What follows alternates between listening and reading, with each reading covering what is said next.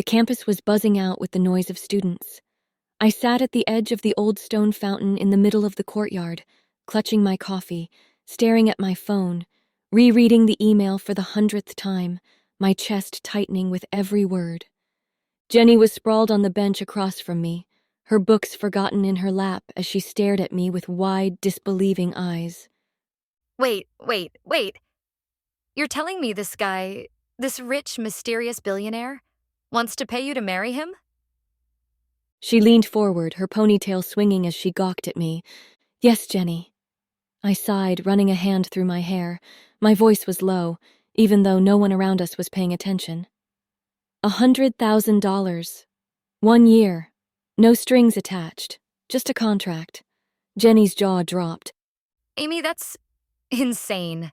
I mean, I've heard of weird stuff, but this? Marriage for cash? What's his deal?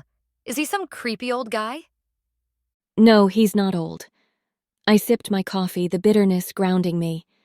He's young, probably late 30s, and he's good-looking, like stupidly good-looking. But that's not the point. He doesn't care about love or anything, he just wants to keep up appearances for his family.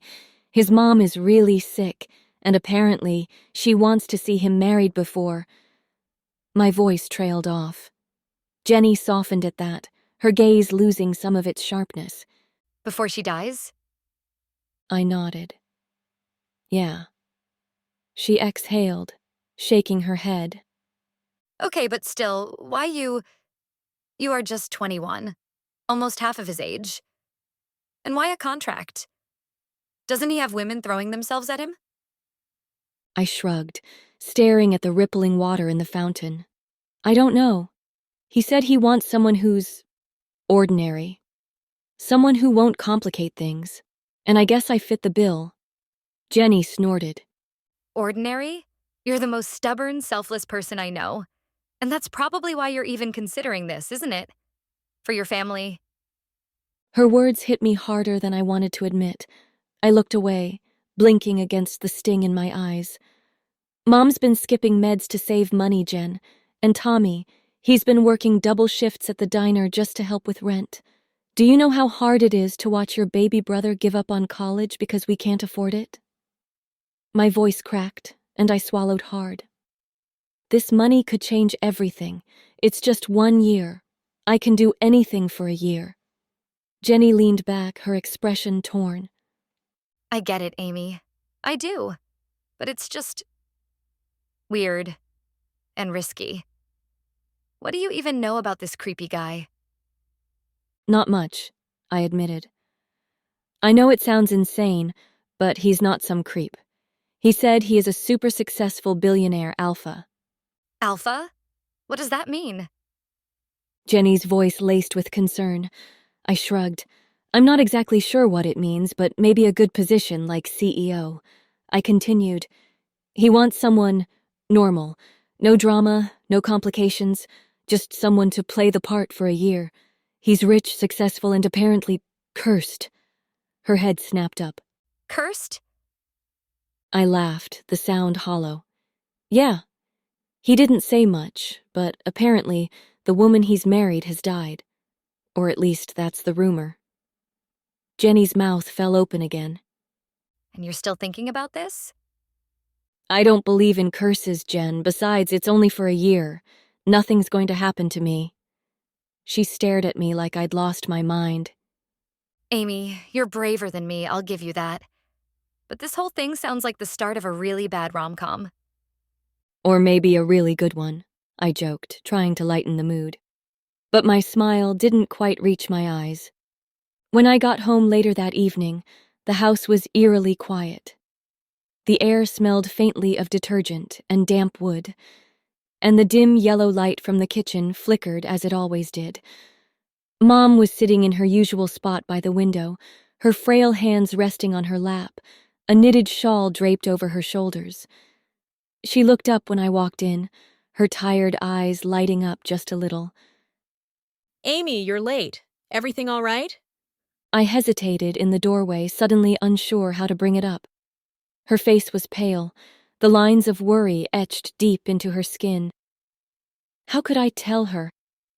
How could I explain that I was about to marry a stranger, a cursed one at that, for money?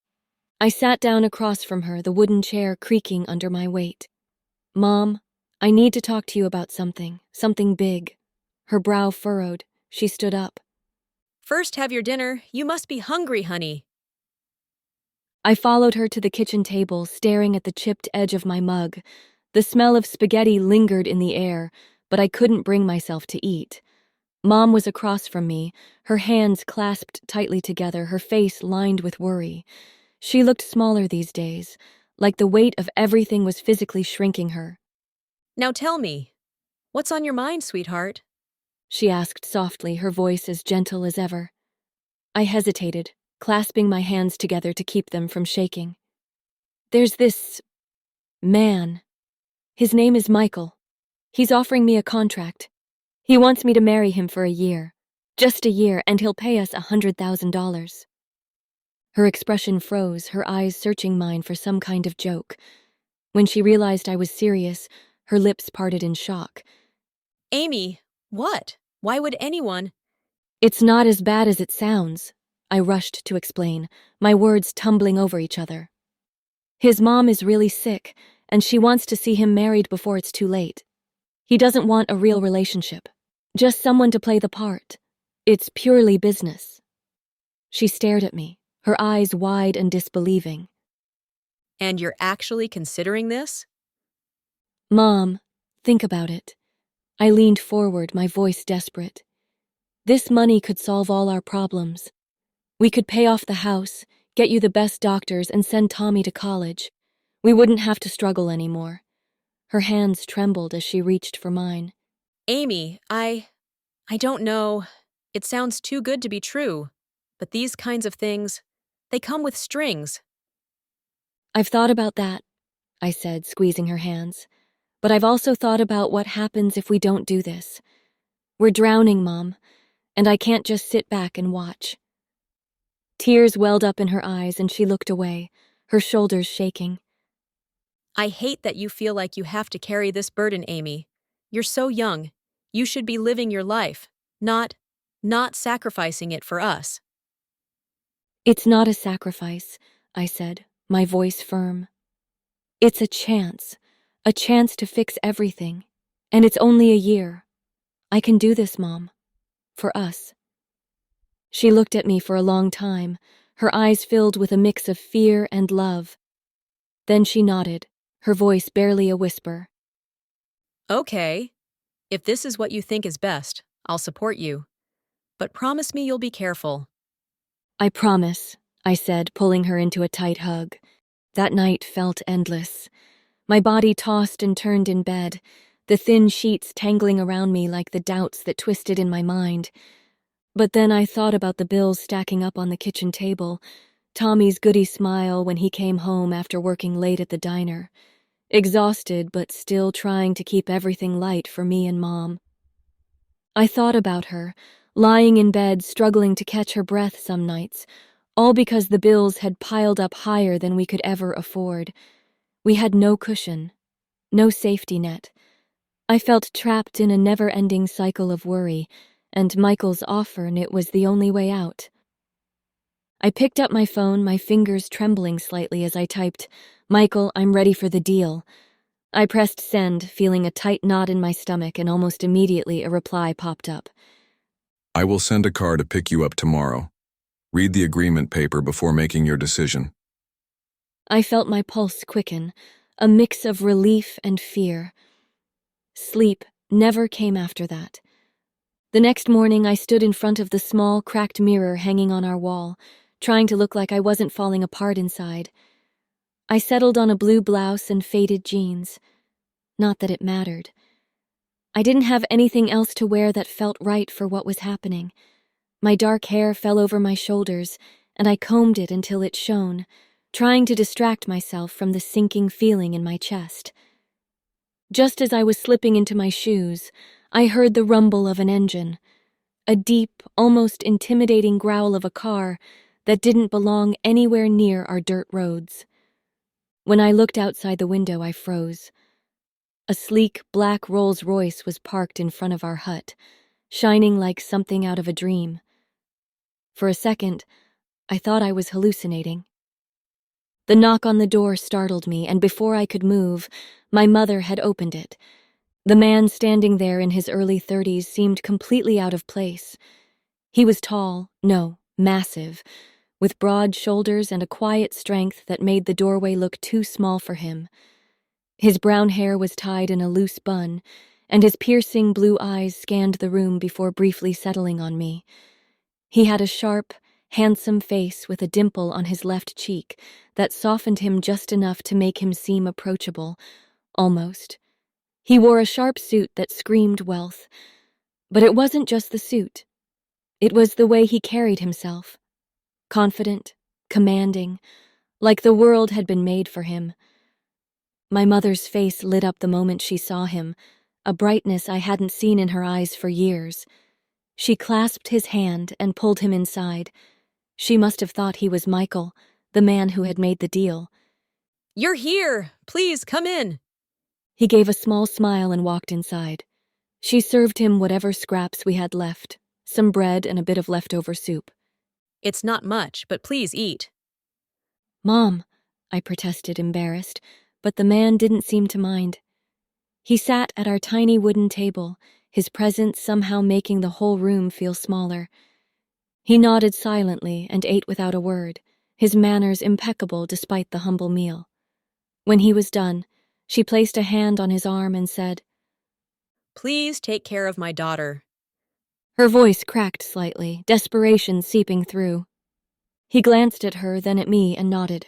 I will. His voice was deep and calm, with a hint of something wild underneath. Something about the way he said it made me believe him, even if I didn't know why. Mom, I started, my voice shaky as I hugged her. Take care of yourself. She pulled me into her arms, her hands cupping my face. You know I support you, right? But I need you to know that whatever happens, I'm here. And I love you. Her eyes were glossy with unshed tears. I nodded, my throat tight. I love you too, and I'll be back. I promise. Tommy wandered in, rubbing his eyes. You leaving already? He looked between Mom and me, sensing the tension in the air. Yeah, I'll be back soon, okay? I gave him a quick hug.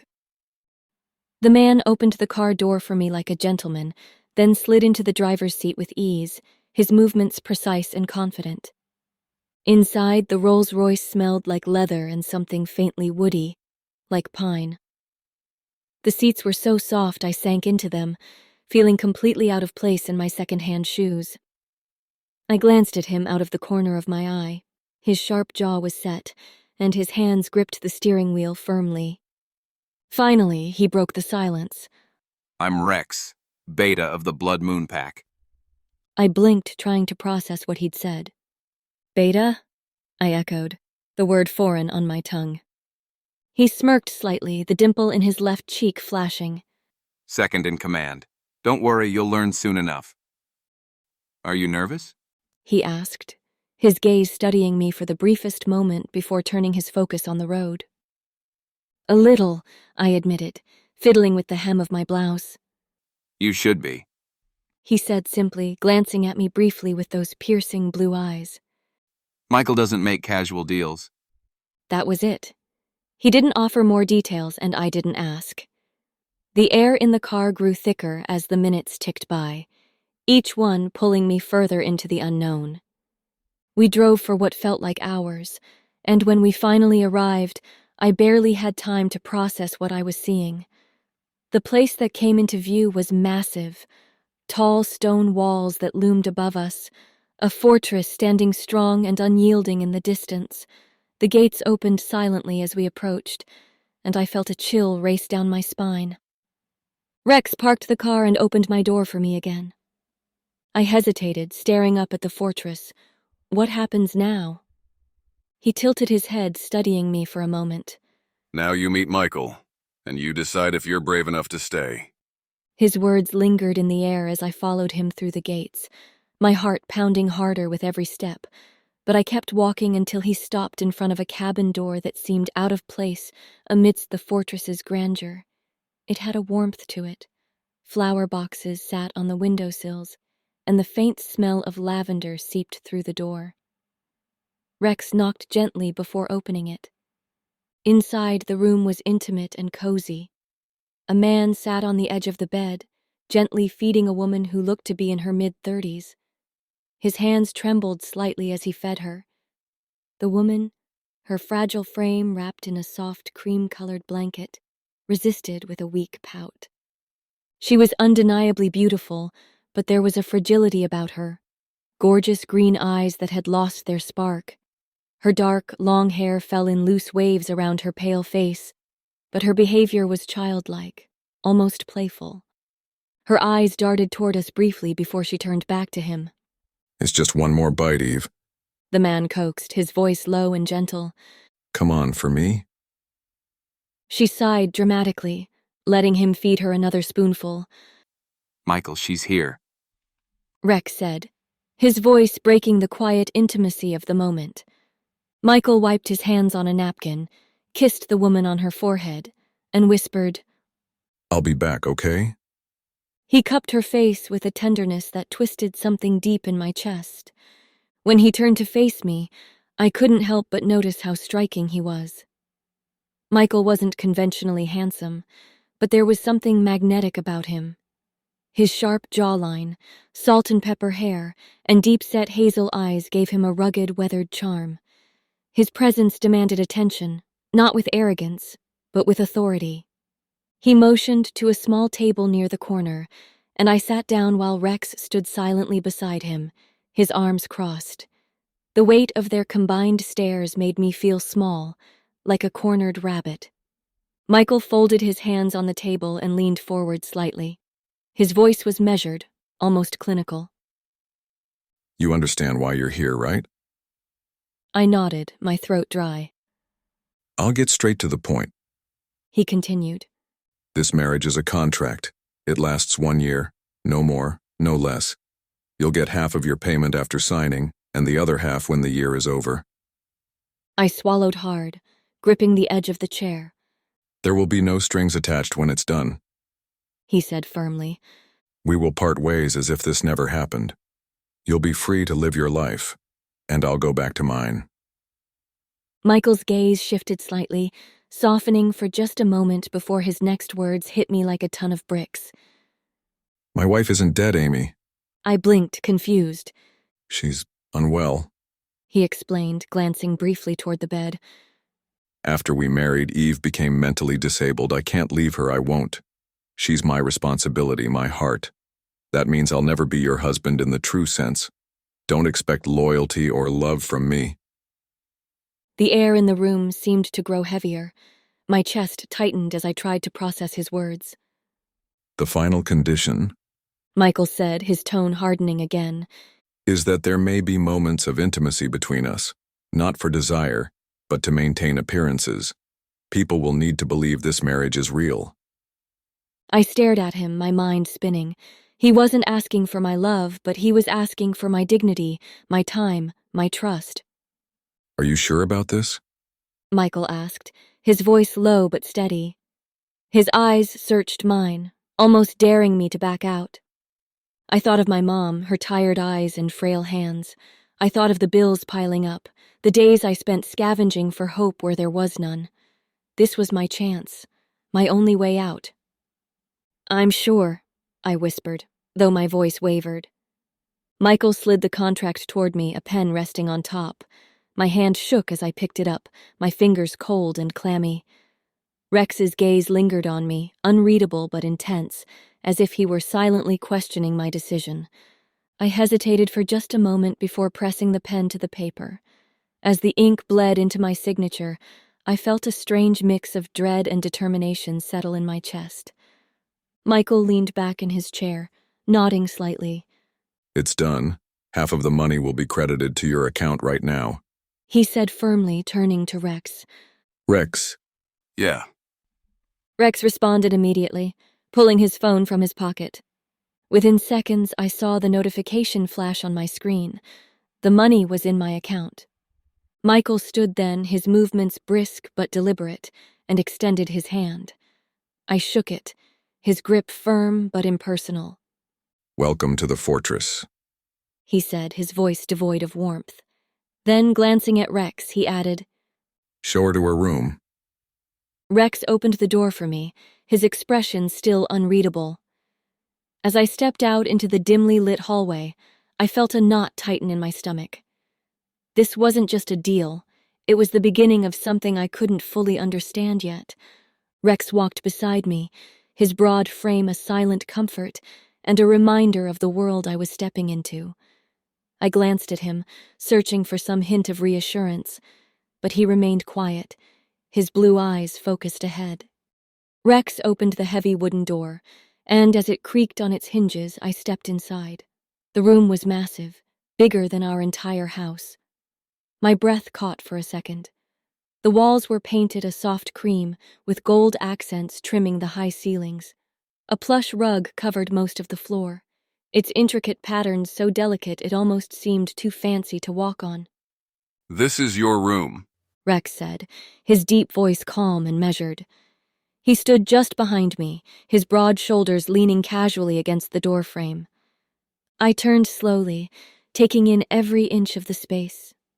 It wasn't just luxurious. It was thoughtful, like someone had gone out of their way to make sure I'd have everything I could ever need. To my left, there was a sprawling library wall with floor-to-ceiling shelves filled with books. Not just decorative ones either. I recognized some of the titles, classic novels I'd skimmed through in school, poetry collections I always wanted to read but couldn't afford, even some textbooks that matched what I was studying in my online classes. A library? I murmured, running my fingers along the spines of a few books. This can't be real.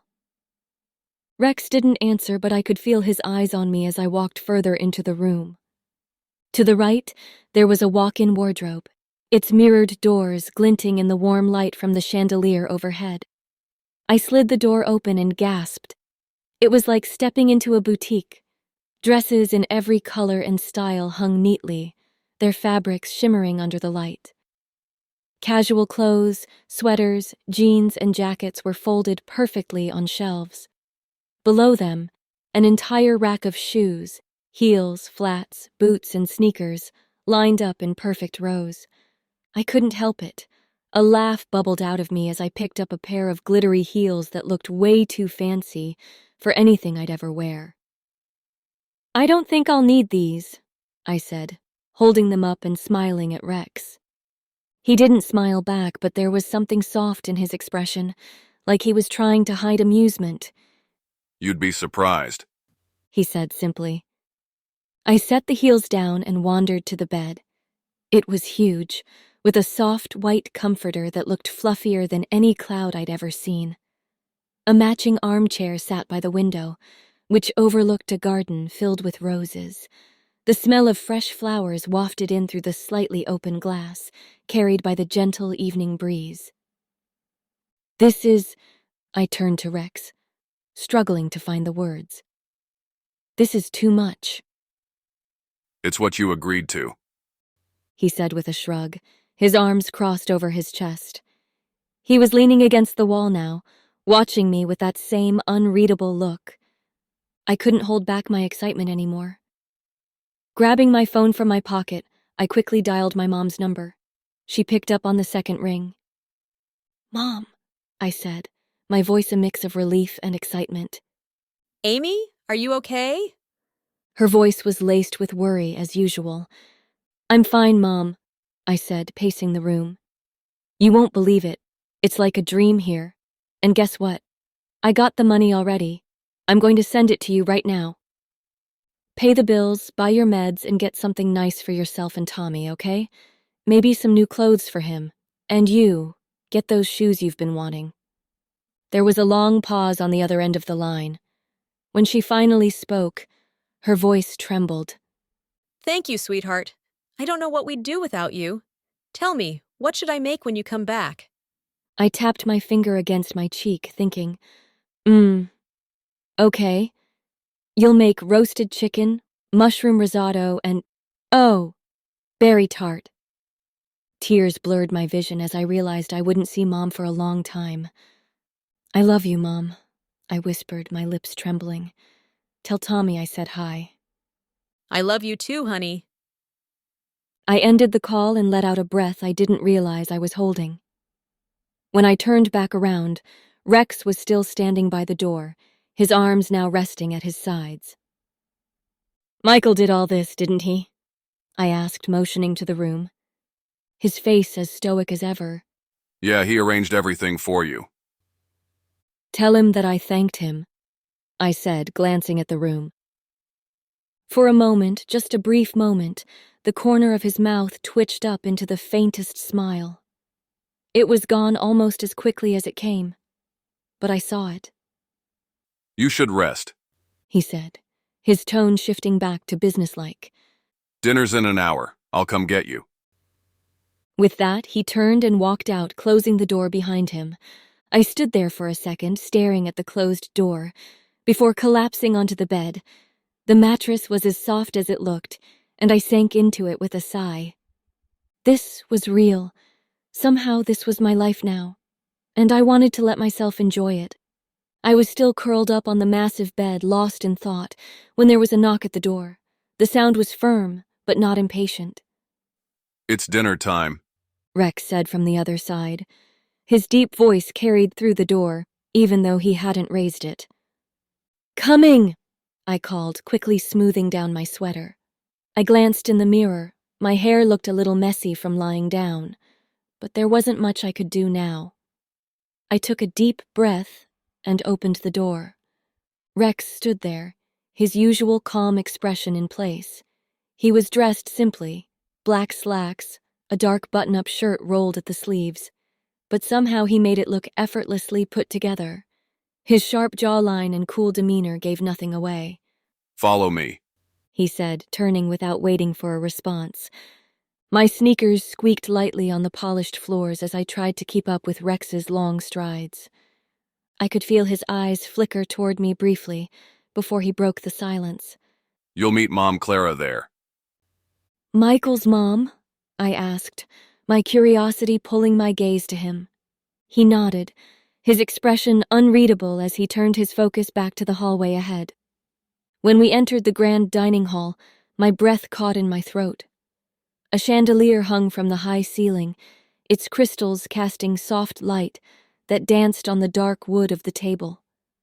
I caught a glimpse of Michael. He was leaning slightly toward Eve, a soft smile on his lips as he held up a forkful of food, his thick, dark brown hair tied loosely at the nape of his neck. His light brown eyes softened as he coaxed his wife, Eve, to take another bite of food. No, I don't want any more. Eve whined, pushing the spoon away, scrunching her nose playfully. Michael's patience didn't falter. He smiled gently, his sharp jawline tensing slightly as he leaned closer to her.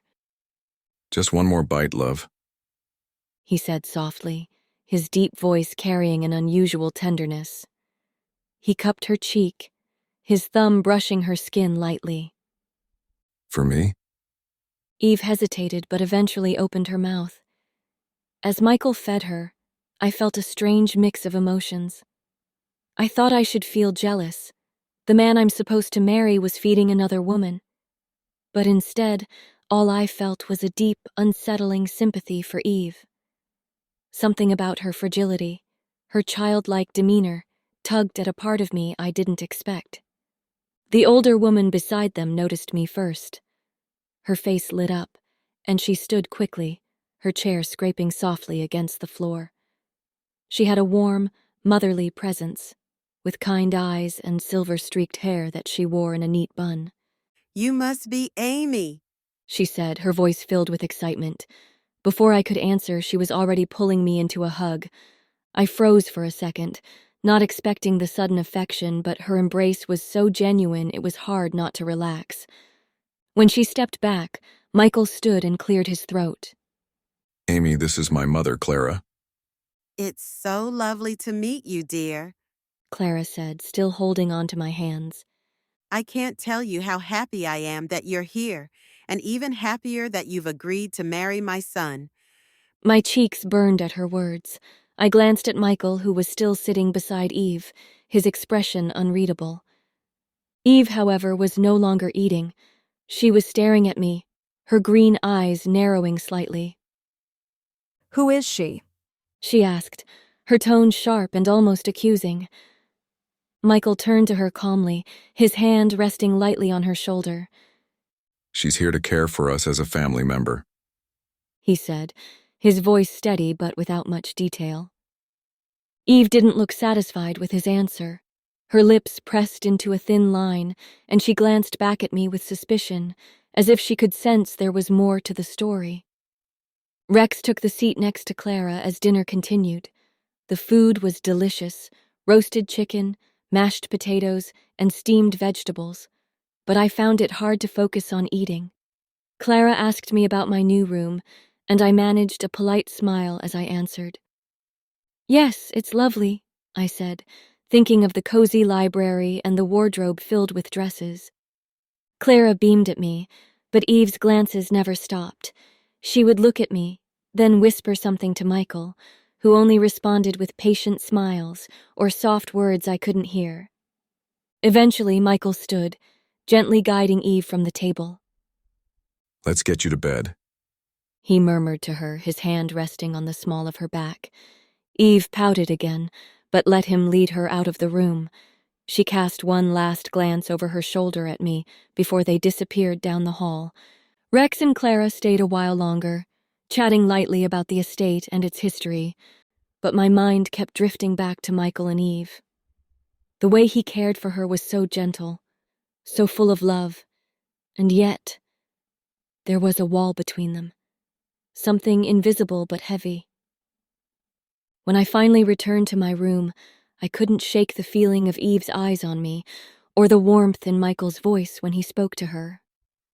I sat on the edge of my bed, staring at the moonlight streaming through the window. A knock at the door startled me. "Come in," I called softly. Michael stepped inside, his presence filling the room. He had changed out of his formal clothes into a plain black shirt and loose pants, but he still carried himself with that quiet strength. We'll be married soon. He said, his voice calm but firm. He leaned against the doorframe, crossing his arms over his chest. Take whatever you need. Rex will go with you if you need to shop or handle anything before the ceremony.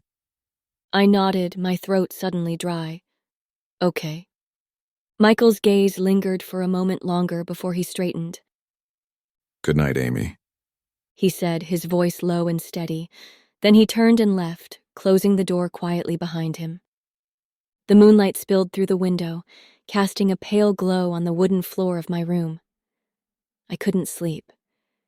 Every time I closed my eyes, my thoughts circled back to dinner, to Eve's stares, and Michael's confident demeanor. There was something about the way he carried himself, calm, controlled, but with a weight behind his eyes that made my chest feel tight. I sighed and rolled onto my side, pulling the blanket up to my chin. The night air was cool, but not cold enough to be uncomfortable. The sounds of crickets filled the silence, a rhythmic hum that almost lulled me into a sense of calm. Almost. Unable to settle, I turned onto my back and stared at the ceiling, the rough wood beams casting faint shadows. The urge to get up and pace was strong, but instead, I let my eyes wander to the window.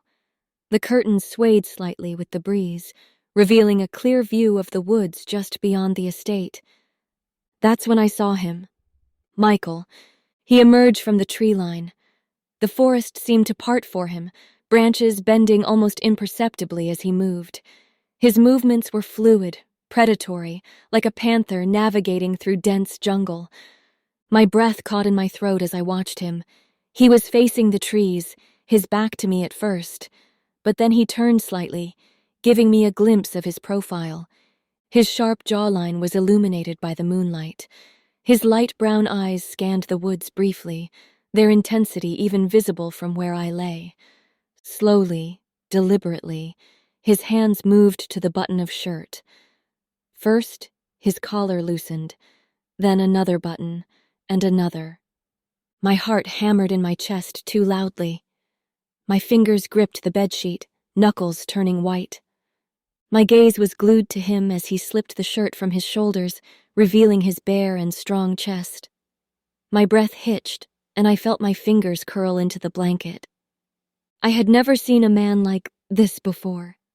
His shoulders were powerful, the kind you'd see in stories about warriors or ancient gods. The smooth, taut lines of his muscles rippled with every slight movement. Before I knew, I was pressing my palms against my chest, as if trying to calm the sudden, strange ache that bloomed there. I shouldn't be watching. And yet, I couldn't look away. My eyes kept sweeping over his skin again and again, as if trying to memorize every details of his body. My mouth went dry. My heart raced as I watched Michael's hands moving to the waistband of his pants. Something primal stirred inside me then. A connection I didn't understand but felt deep in my bones. He lowered the zipper, parting the fabric. My breath hitched as he pushed his pants down his hips, the movement slow and deliberate, revealing the raw, untamed muscle beneath. My skin tingled with an electricity I'd never felt earlier. Before I knew, my fingers trailed lower, brushing against the hem of my shorts, as though drawn by some invisible force. I swallowed hard, feeling my body grow warmer by each passing second. My thighs pressed together instinctively as I felt the soft touch of my fingers against my inner skin. My fingers trembled in a wild rhythm that seemed to sync with his movements. My lips whispered his name like a prayer. My movements grew more desperate and frantic. My breathing was uneven, each exhale shaky and shallow. I didn't understand what was happening to me, but I knew I didn't want it to stop. Slowly, exhaustion crept over me, pulling at my limbs until I stood motionless by the bed. Yet, my eyes stayed fixed on Michael. But then all of a sudden, Michael stilled. His body tensed, the muscles in his shoulders and back tightening like coiled springs. He tilted his head slightly, and for a moment, I thought he might have sensed me watching him. My heart jumped into my throat, but then something impossible happened. His body began to change. His shoulders grew broader, his spine lengthening and contorting in a way that didn't seem natural. Dark fur sprouted along his back, covering his skin in thick, sleek patches. His hands curled into clawed paws, and his face elongated into a snout. I gasped, my hand flying to my mouth as I watched in stunned silence. Michael wasn't just a man. He was a wolf. A massive, powerful creature that stood taller than any animal I'd ever seen. I froze, my breath caught somewhere between disbelief and fear. I couldn't move, couldn't think. My chest tightened as I watched another wolf emerge from the shadows, just as massive, just as imposing. Rex, probably. They didn't look at each other. They didn't need to. There was something unspoken between them. Something that didn't require words. Within moments, more wolves emerged from the shadows of the trees. They were smaller than them, their fur ranging in shades of gray and brown, but they all seemed to fall in line behind him, their heads bowed in deference. Michael and Rex let out a low, guttural growl that sent a shiver down my spine. The other wolves responded with quiet whimpers, and together they disappeared into the woods, their movements swift and soundless. My head spun, the world tilting on its axis. My heart raced, each beat louder than the last until everything went black. I woke up to Michael's face hovering over mine, his expression a mix of worry and relief. His dark eyes were intense, but at the same time there was something oddly calm about them. My heart jumped into my throat as I scrambled upright on the bed. The memory of him turning into that massive wolf flashed through my head like lightning. "Stay back!" I shouted, clutching the edge of the blanket like it was some sort of magical shield. Michael blinked, startled by my reaction. Rex, who had been leaning casually against the doorway with his arms crossed, raised an eyebrow and snorted. You're awake. Michael said, clearly trying to sound gentle, but I wasn't buying it. Thank God. "What are you?" I blurted out, pointing a shaky finger at him like he was some sort of zoo exhibit gone rogue. My voice came out embarrassingly high-pitched. Michael straightened, his lips twitching as if he was holding back a laugh. What do you mean, what am I? I saw you, I whispered, my words tumbling over each other. Outside, you turned into a wolf, a giant wolf. What even? How? Why? What? Michael exchanged a look with Rex, who finally stepped into the room. His face was the definition of unimpressed, and he crossed his arms again like he was silently judging my entire existence. You fainted. Michael said, folding his arms across his chest, his voice calm and almost amused. Of course I fainted, I shot back, feeling my cheeks flush. You're a freaking wolf. You could have mentioned that tiny little detail before. Michael tilted his head, his lips curling into a smirk that was both infuriating and way too attractive for the situation. I told you I was an alpha. What does that even mean? I yelled, throwing my hands up in exasperation. Michael looked at Rex, who finally uncrossed his arms and let out a low chuckle. Oh, this is going to be good. Rex muttered under his breath. Michael turned back to me, his smirk growing wider. Alpha means I'm the king of the wolves. I stared at him, waiting for him to laugh or say, just kidding. But no, he just stood there, all tall and serious, like he'd just announced he was the president of the universe. The king of the wolves, I repeated slowly, blinking at him like he had sprouted a second head. Yes. Michael said deadpan. I couldn't help it. I laughed.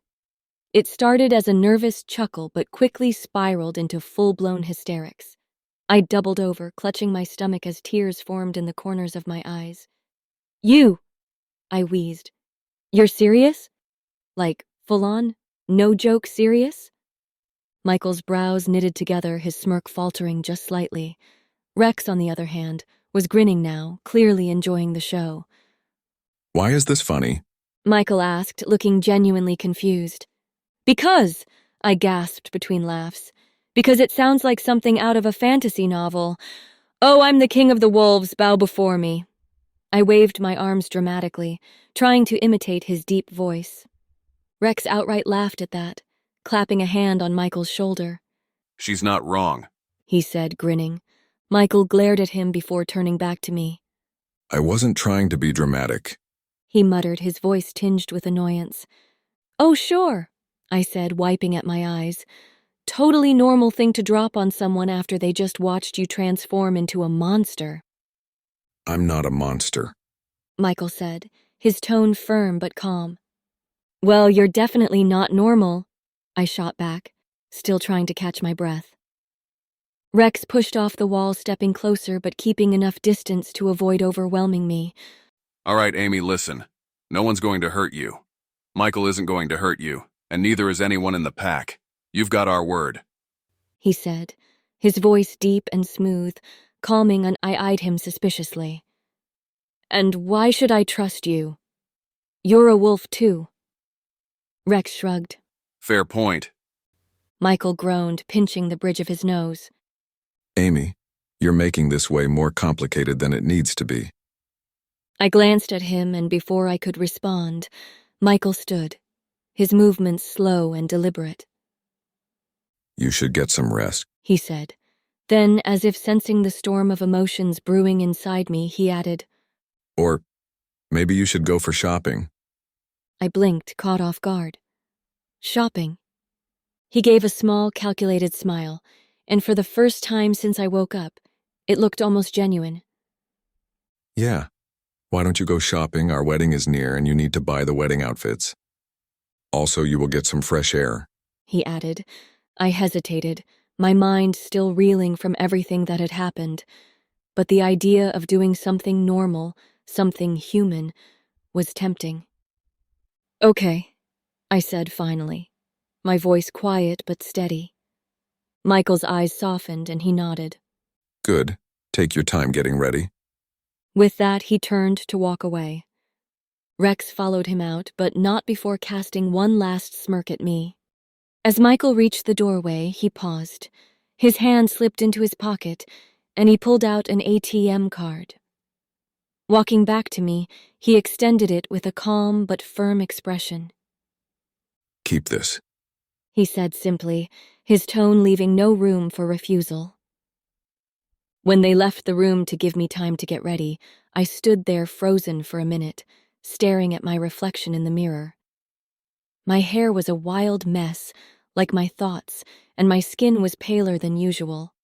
I brushed my fingers through my hair and took a deep breath. I pulled my sweater over my head. I opened the wardrobe and chose a simple pair of jeans and a dark green blouse, something that felt comforting and familiar. But no outfit in the world could have prepared me for what came next. Not long after, there was a knock at the door. Madam, Rex's voice called out, a hint of mischief in his tone. would you like to ride on a wolf today? I blinked, sure I'd misheard him. Opening the door, I found him leaning casually against the doorframe, a small smirk tugging at his lips. He handed me a folded set of clothes. You'll need to carry these for me. He said with a shrug. When I turn back into a human, I'll be, bare. My cheeks flushed at the thought, and I looked away quickly. What do you mean, ride a wolf? I stammered. You'll see. He said with a grin, motioning for me to follow. Outside the fortress, the cool air brushed against my face, a little too crisp for the light blouse I'd thrown on. Rex stepped forward and, before my eyes, shifted into a massive wolf. His fur was dark brown with streaks of black, his eyes glowing gold. He was larger and imposing, his size intimidating, but his expression somehow playful. Hop on. He said, his voice low and rumbling, yet somehow still Rex. I hesitated. You want me to ride you? Don't look so scared. He teased. It's safer than your average Uber, promise. His attempt at humor eased a small part of my tension. Slowly, I climbed onto his back, gripping his fur nervously. He felt warm, alive. My heart raced as he began to move, his massive paws hitting the ground with a rhythmic thud. At first, I was terrified. Every time he sped up, I held on tighter, burying my face in his thick fur. You're gonna give me a heart attack, I yelled, my voice muffled. Rex chuckled, or at least I think he did. Relax, Amy. You're safer with me than anywhere else. It was hard to stay tense when the ride started to feel exhilarating. The wind whipped past my face, carrying the scent of pine and earth. I found myself laughing when he leapt over a fallen tree, the movement smooth and effortless. By the time we reached the boutique shop in the nearby village, I almost forgot I was scared. Rex stopped in a secluded spot and nodded for me to turn around. Clothes. He reminded me, his voice now human again. I handed him the bundle without looking, though I could hear the rustle of fabric behind me. Okay, you can look now. He said, and when I turned, there he was, back in human form, wearing a casual gray t-shirt and jeans. You clean up nicely, I said, trying to sound braver than I felt. He gave me a wink. I tried. Inside the shop, it was warm and cozy, with soft music playing in the background. The scent of lavender lingered in the air, and racks of elegant dresses and suits lined the walls. Rex trailed behind me, his hands in his pockets, looking a little out of place but somehow still confident. I picked out a dress for myself, a laced flowing piece in blue, and a sleek black suit for Michael. Rex raised an eyebrow when I showed him. You think Michael will actually wear that? His smile faded for a moment, but he quickly composed it. Yeah, why not? He will wear it. Don't worry. I smiled at him. As we made our way back, Rex kept the conversation light. He joked about how most humans think wolves howl at the moon for fun, and how pack politics were more complicated than human families. You're not so scary, you know, I admitted as we approached the fortress. Don't let the others hear you say that, he said with a grin. I have a reputation to maintain. When we arrived, the sun was beginning to dip below the horizon, casting a soft, golden light that made everything feel warmer, softer. My mind kept drifting back to the suit I had bought for Michael. It wasn't just fabric and thread, it was something more. It was my way of showing that I cared for him, even if I couldn't find the words to say it aloud. I looked up at Rex, my eyes betraying the storm of emotions swirling inside me since I'd seen Michael in the woods last night. Rex's broad shoulders filled the doorway as he paused, watching me. "Shall I give the suit to him?" I asked, my voice betraying more than I wanted it to. Rex hesitated, his expression unreadable at first. But then, he nodded, offering me a reassuring smile. My own smile widened at his approval, though his eyes betrayed a tension he couldn't hide. It was as if he already sensed what was coming, the weight of something inevitable hanging heavy in the air. I turned down the hallway, the sound of my footsteps echoing through the stone walls. The closer I got to Michael's room, the faster my pulse raced. I could hear laughter coming from the other side of the door, the sound of Michael and Eve. I took a deep breath, pushing past the hesitation. I had to. I knocked lightly before pushing the door open, the sight of them immediately stopping me in my tracks. Michael was on the floor, his broad frame leaning down as he played with toys scattered all around.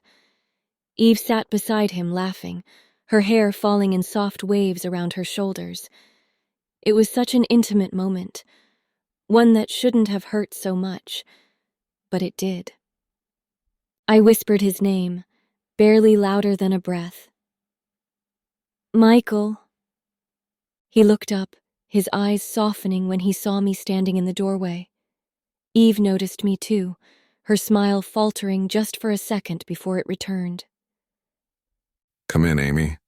Michael said, his voice warm, welcoming even. It felt like a small comfort, but it was enough. I stepped forward, fighting the lump in my throat. How was the shopping? He asked, his gaze lingering on me, searching for something I wasn't sure I could give. It was good, I replied, swallowing hard. I held out the suit for him, the fabric folded neatly in my arms. "This is for you. Wear it on the wedding day." He glanced down at the fabric, then back at me, his jaw tightening. My stomach sank.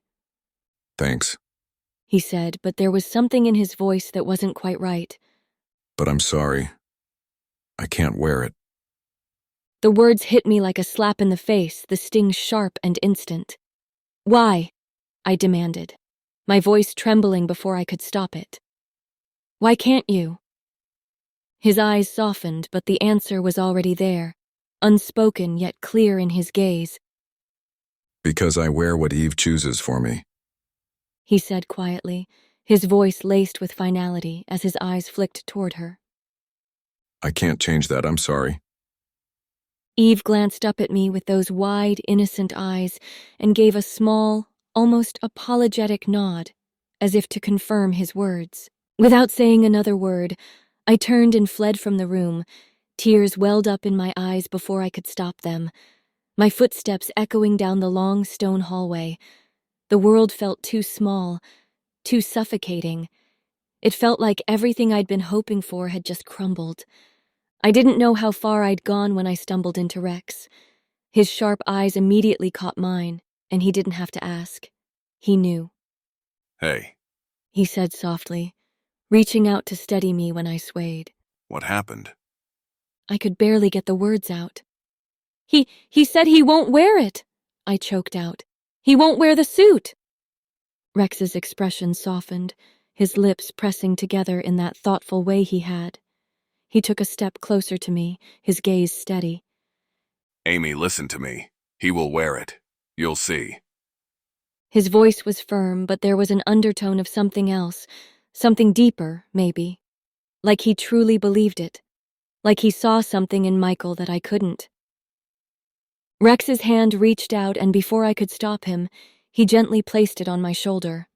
The warmth of it spread through me, and for the first time in what felt like days, I allowed myself to lean into it. "Thank you, Rex," I whispered, trying to hold back another sob. He gave me a reassuring smile, the kind that felt like a lifeline in the storm I couldn't quite navigate. Give me the suit. He said, as if he had all the faith in the world.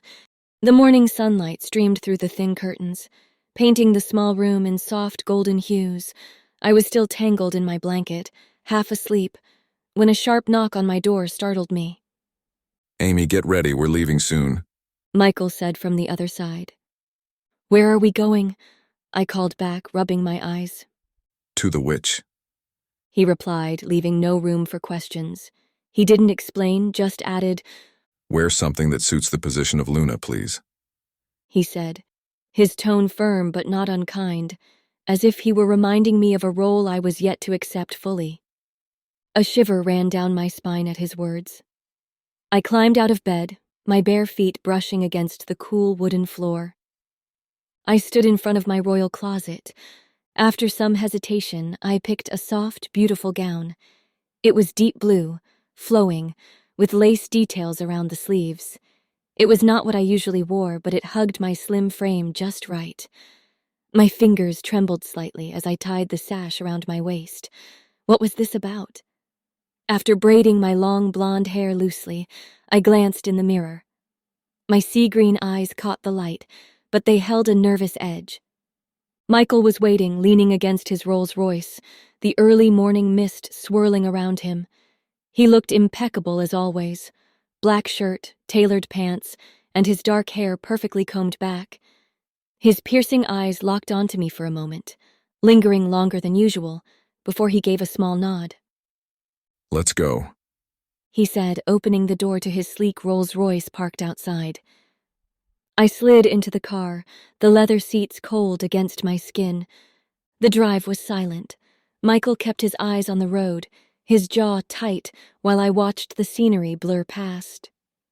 Michael's hands gripped the steering wheel tightly, the veins on his arms visible, and I couldn't help but notice. He was lost in thought, but I couldn't look away. My eyes kept drifting back to him, drawn to the way I couldn't understand. We reached the witch's cabin, tucked deep into the forest, the trees towering around us like silent guardians. The cabin was old, the wood darkened with age, and the windows seemed to peer into your soul. The air was thick with the smell of damp earth and something herbal, almost medicinal. As soon as we stepped inside, the witch greeted us with a knowing smirk. She was draped in layers of black, her silver hair spilling over her shoulders like a river of moonlight.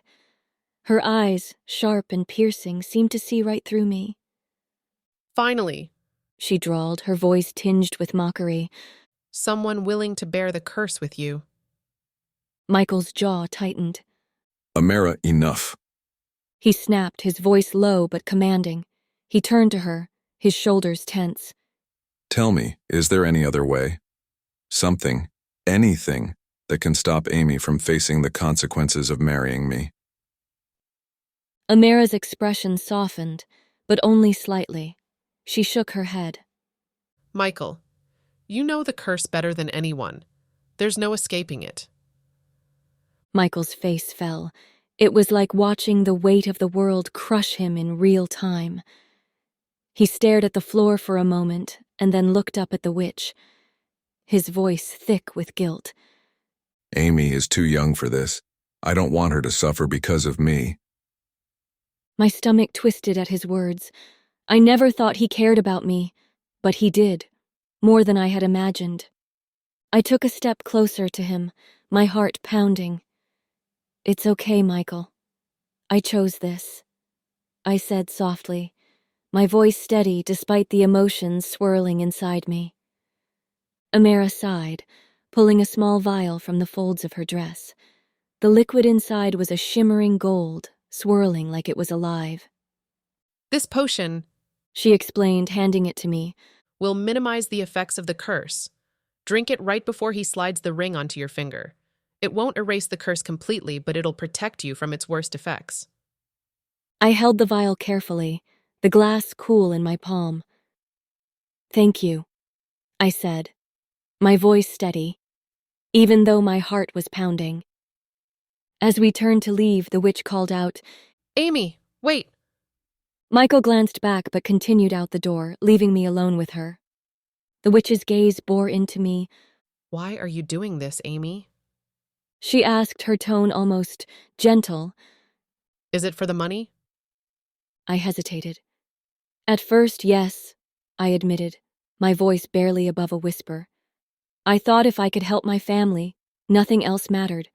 But now, I paused, feeling the lump in my throat grow. Now I have to do it. I love him. Her expression flickered. Pity?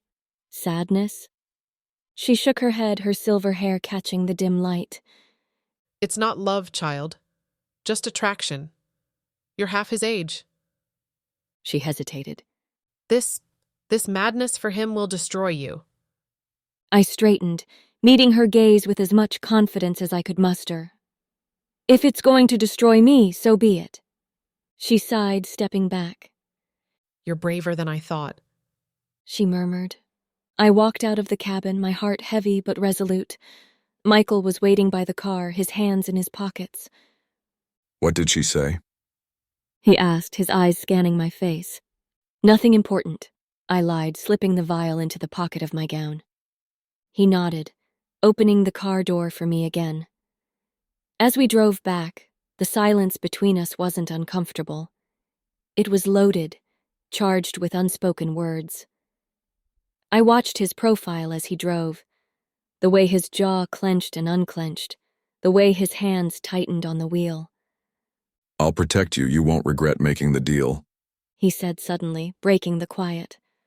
His voice was low, almost a whisper, but it carried a weight that made my chest tighten. I just nodded, unable to form any words. It was my wedding day with Michael. The air in the room was buzzing with so much energy it almost felt suffocating. The sun was bright outside, streaming through the massive glass windows of the mansion. Servants flitted around me like bees in a hive, adjusting my veil, fixing my gown, placing the tiniest curls of my blonde hair just so. I sat still in front of the gilded mirror, trying not to fidget, but my heart wouldn't stop racing. I looked at myself in the reflection. My long white gown clung to my curves, elegant and delicate, with lace trailing down my arms. The fabric shimmered like it was alive, and for a second, I thought I looked like someone from a fairy tale, someone who belonged to a world far from the dusty streets and cramped rooms I'd grown up in. But then, just under that polished surface, I could still see me. The girl who used to patch up her siblings' clothes by candlelight, the girl who traded sleep for extra shifts. A soft knock on the door startled me out of my thoughts. "Come in," I said, my voice barely above a whisper. Michael's mom, Clara, stepped in, her frame thinner than the last time I'd seen her. Her eyes now looked worn but warm, like an old photograph. She smiled as she approached me, the crinkles at the corners of her eyes deepening. Oh, Amy, She said softly, taking both my hands in hers. you look breathtaking. Her words made my throat tighten and I couldn't find my voice. She squeezed my hands, her own trembling slightly. Thank you She whispered, her voice cracking. for fulfilling my wish. Before I could respond, she pulled me into a hug. Her frail arms felt both strong and fragile at the same time. I hugged her back, hoping she could feel the gratitude and love I couldn't put into words. When she pulled away, her eyes glistened with unshed tears. You'll make him happy, I know it. She said, her voice steady with quiet certainty. And one day, you'll break his curse.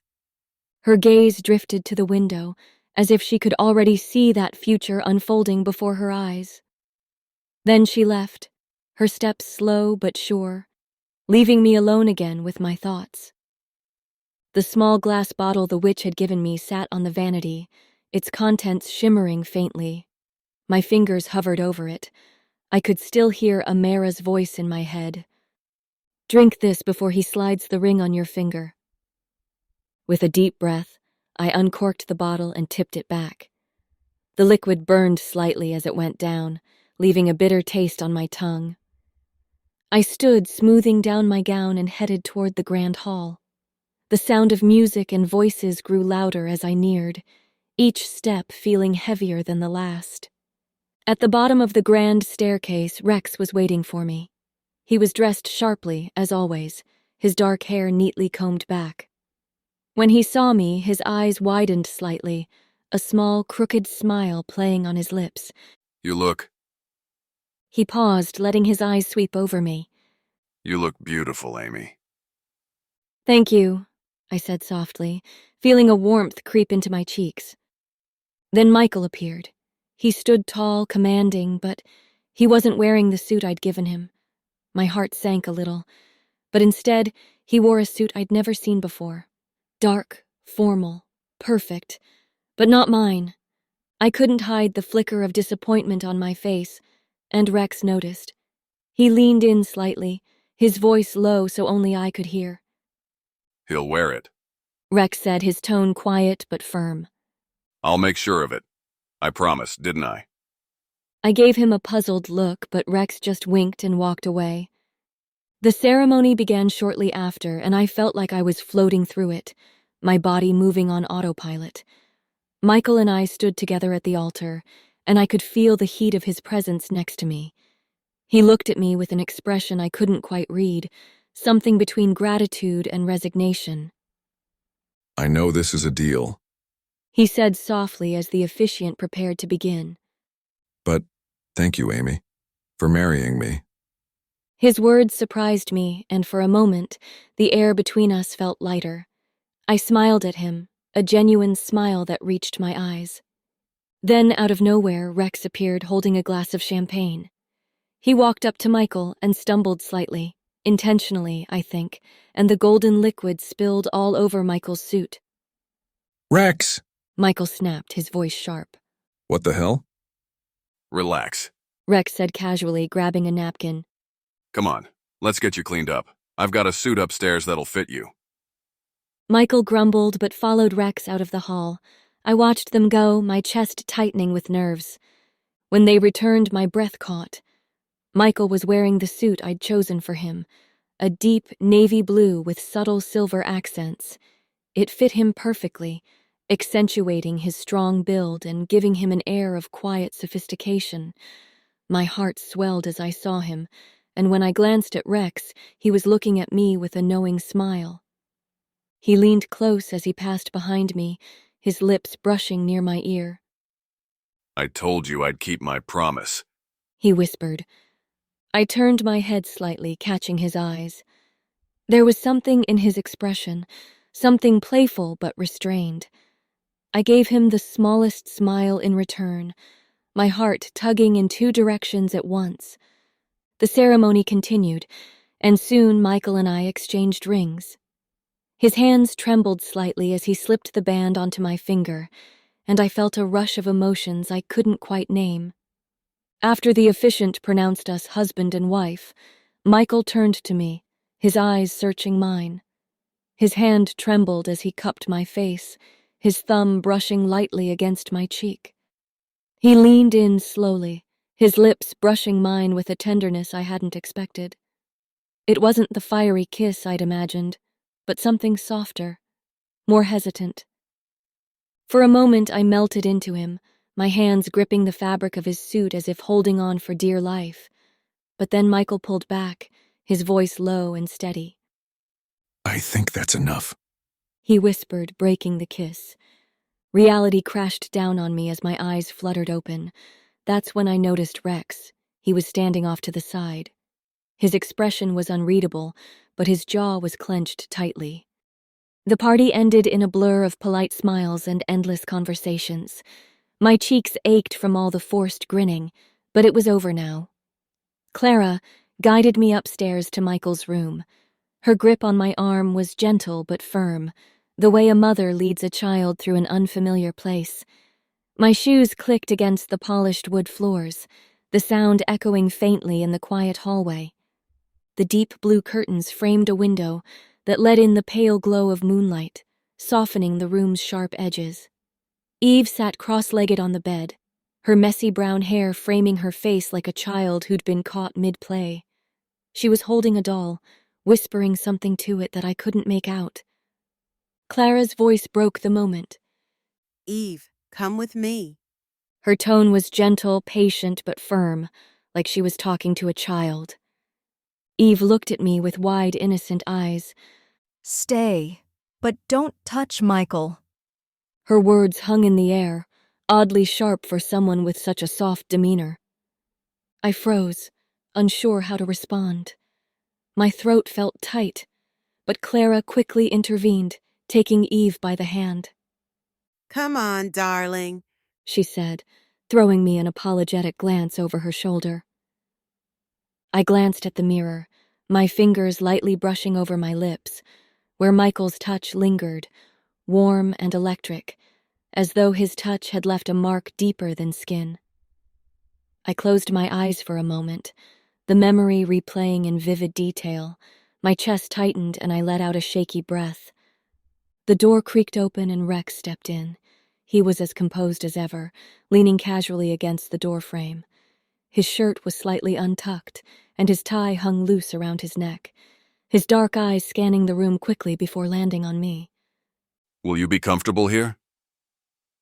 His voice was low but edged with concern, but there was something in the way he stood.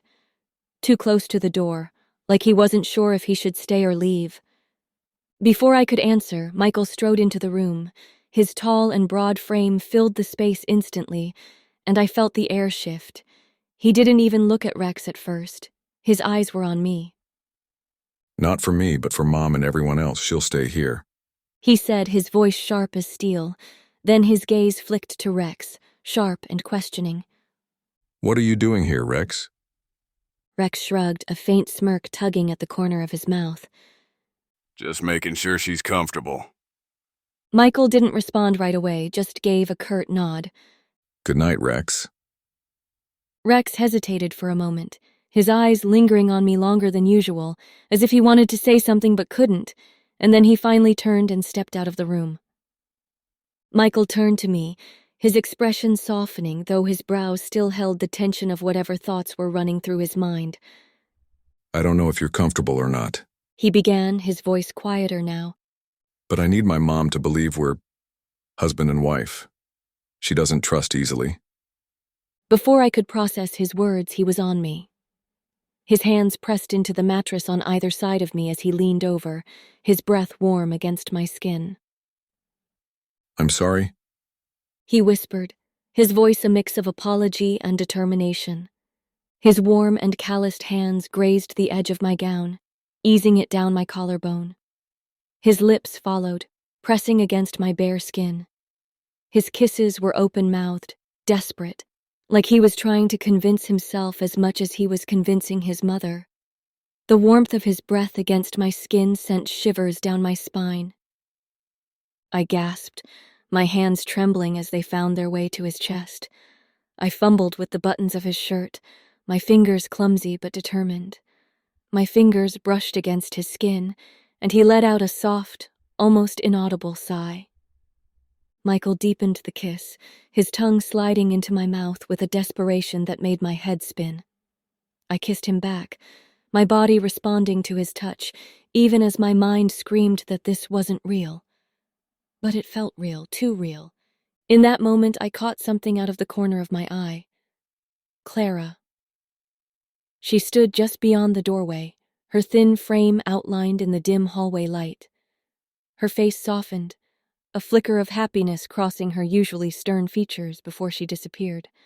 Michael must have sensed her too, because he pushed himself off me abruptly, his breath ragged as he glanced toward the door.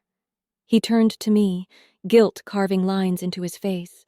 Without a word, he grabbed the blanket from the edge of the bed and draped it around my shoulders, his movements careful, almost apologetic.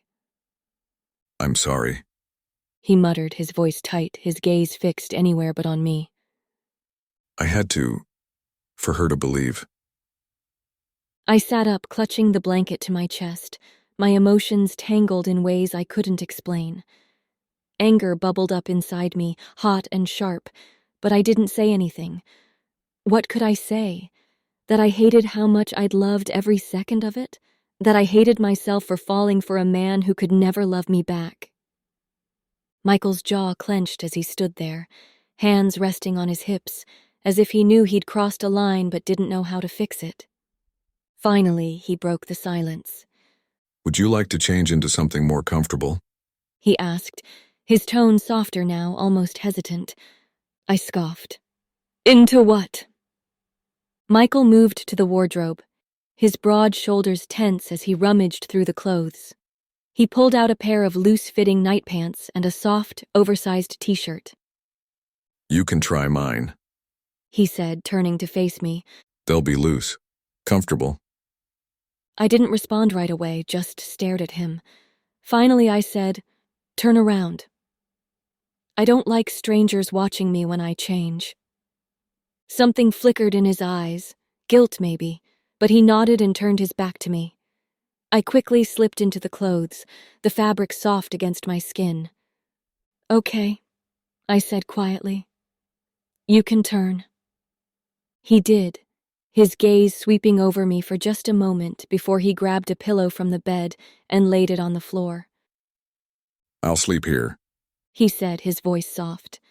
Good, this is better place for you, I replied, my voice curt and clipped. I turned my back to him sharply, yanking the blanket over me with more force than I meant to. My arms folded across my chest instinctively, and I let out a quiet huff, staring at the dim light spilling through the window. The room was too quiet, the kind of quiet that makes your thoughts louder, like they're shouting inside your head. I lay in bed, staring at the ceiling, the blanket pulled up to my chin. I could hear Michael's breathing, slow and steady, but I didn't know if he was asleep or just pretending to be. I turned my head slightly, glancing down at him. The moonlight streaming through the window caught the curve of his shoulder, the way his arm was tucked under his head like a pillow. He looked peaceful, but I knew better. There was always something simmering beneath the surface with Michael, something he kept locked away. My fingers twisted the edge of the blanket, my mind replaying what had happened earlier. His hands on me, his lips, his kisses still lingering where he had touched me. It had felt real. Too real. I turned my head to look at him, my heart aching in a way I couldn't explain. Michael, I whispered, my voice barely audible. He didn't respond at first, and I thought maybe he really was asleep. But then he shifted, turning his head to look at me. His eyes were dark, unreadable in the dim light. Yeah? He said, his voice low and rough. Can I ask you something? Go ahead, He said, his tone guarded. I hesitated, biting my lip. Why did you marry Eve when you knew that you were cursed? There was a long pause, and for a moment I thought he wouldn't answer. Then he sighed, running a hand through his hair. Frustration boiling just beneath the surface, and I could feel it. Do you really think I would have done it by my choice? He said, his voice low and rough like gravel. I sat up, pulling my knees to my chest, watching him closely. He looked so broken, so lost. I wanted to reach out, to touch him, to tell him it would be okay, but I didn't know if it would. So I just waited, letting him take his time. He sat up slowly, resting his arms on his knees, the faint moonlight illuminating the sharp lines of his face. His lips curled into a faint, sad smile, but his eyes were distant, as if he was staring into the past. My father was the alpha of our pack. He began, his voice low and heavy. And Eve. She was the daughter of a beta in our pack. We grew up together, training, playing, sharing moments that should have been nothing but simple. But it wasn't. There was something more, something we never talked about out loud. I listened intently, my fingers gripping the edge of the blanket as he continued. She was always so full of life. She'd tease me, push me to train harder, laugh at my terrible jokes. His voice softened, the weight of his memories filling the space between us. The words hung in the air, and for the first time since I came here, I felt it. Jealousy. Jealous of Eve.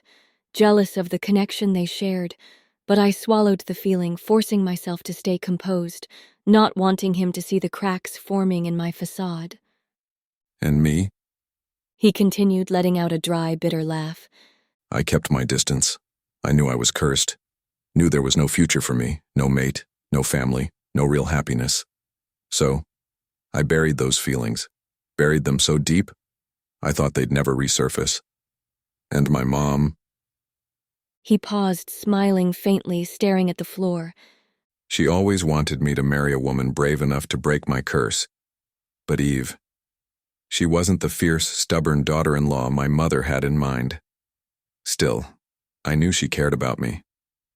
He paused, his gaze distant, and I could see the pain etched into his features. But then, He continued, her father announced her engagement. Some alpha from another pack. And she came to me. He looked up at me then, his eyes glistening with unshed tears. She came to me, Amy. His voice trembling now. Said she didn't want to marry someone else. Said I was the only one she'd ever wanted. My throat tightened as I imagined the scene, her desperation, his torment. What did you say to her? I asked softly.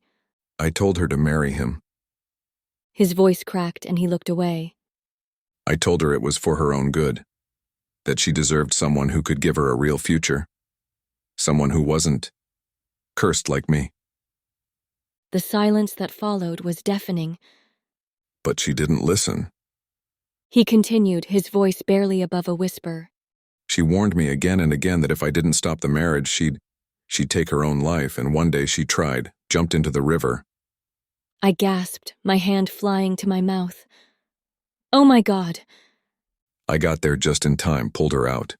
She was shivering, half-conscious. And after that, rumors spread about my and Eve's affair. He paused, burying his face in his hands. What choice did I have? I married her. But then the curse... His voice broke and tears streamed down his face. The curse took her. Not her life, but her mind. Piece by piece, day by day, it took everything from her. And now she's a shell of who she used to be. Michael's shoulders shook as he let out a choked sob. Everyone told me to leave her, to abandon her, but how could I? How could I when it's my fault she's like this? I play with her, feed her, do everything she wants. He whispered, his voice raw with emotion. Not only because I love her, but also because every time I see her fragile hands or hear her laugh like a child, the guilt, it's like a knife twisting in my chest over and over again. He buried his face in his palms, his sobs growing louder, more unrestrained. My own tears blurred my vision. I couldn't stop myself. I got up from the bed and sat beside him on the floor, my heart aching for him. He was crying so hard, his whole body shaking. My hands trembled as I reached for him, gently prying his hands away from his face and wiping his tears with my fingers. His skin was warm, and I could feel the pain radiating from him. "We'll find a way together, okay?" I said softly, my voice trembling. "You're not alone anymore. I'm here." He looked at me then, his eyes red and swollen, filled with so much pain and guilt that it took my breath away. For a moment, we just stared at each other, the air between us thick with unspoken words. I pulled him closer, guiding his head to my lap. He hesitated for a moment, but eventually rested it at the edge of my knees. "Sleep," I whispered softly. I gently started threading my fingers through his hair, trying to soothe him. His hair was soft, and I could feel the tension slowly leaving his body as he cried. I kept stroking his hair, whispering soft words of comfort, even though I didn't know if they would help. After a while, his crying subsided and his breathing steadied. I glanced down at him, his face calm, his features softening in sleep. My heart swelled with emotions I couldn't quite name. The jealousy that had been simmering inside me faded, replaced by an undeniable sympathy for both Eve and Michael. Eventually, my own exhaustion caught up with me, and I leaned back against the wall, still cradling his head in my lap. I closed my eyes, letting the warmth of his body and the rhythm of his breathing lull me to sleep. The morning light poured through the cracks of the blue curtains, soft and golden, warming the cool air in the room. I stirred first, half awake. My arm rested against his head like it belonged there, though I knew it didn't. His chest rose and fell under my lap, a steady rhythm that almost felt safe. I didn't mean for it to feel that way. I didn't plan for it to happen at all.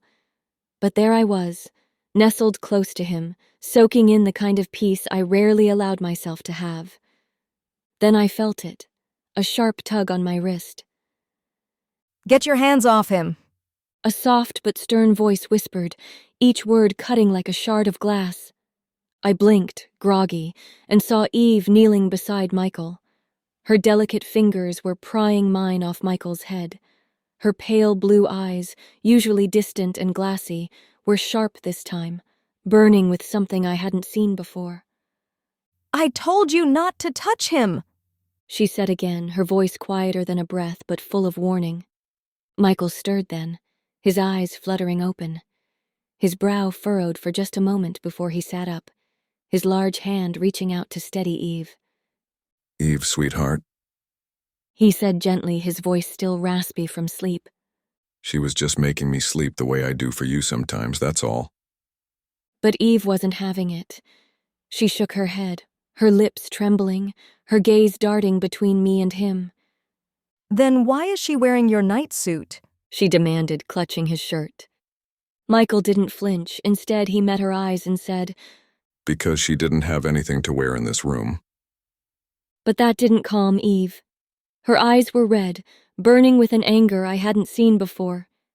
She pushed him with her fragile hands, exerting all her strength, but Michael didn't even budge.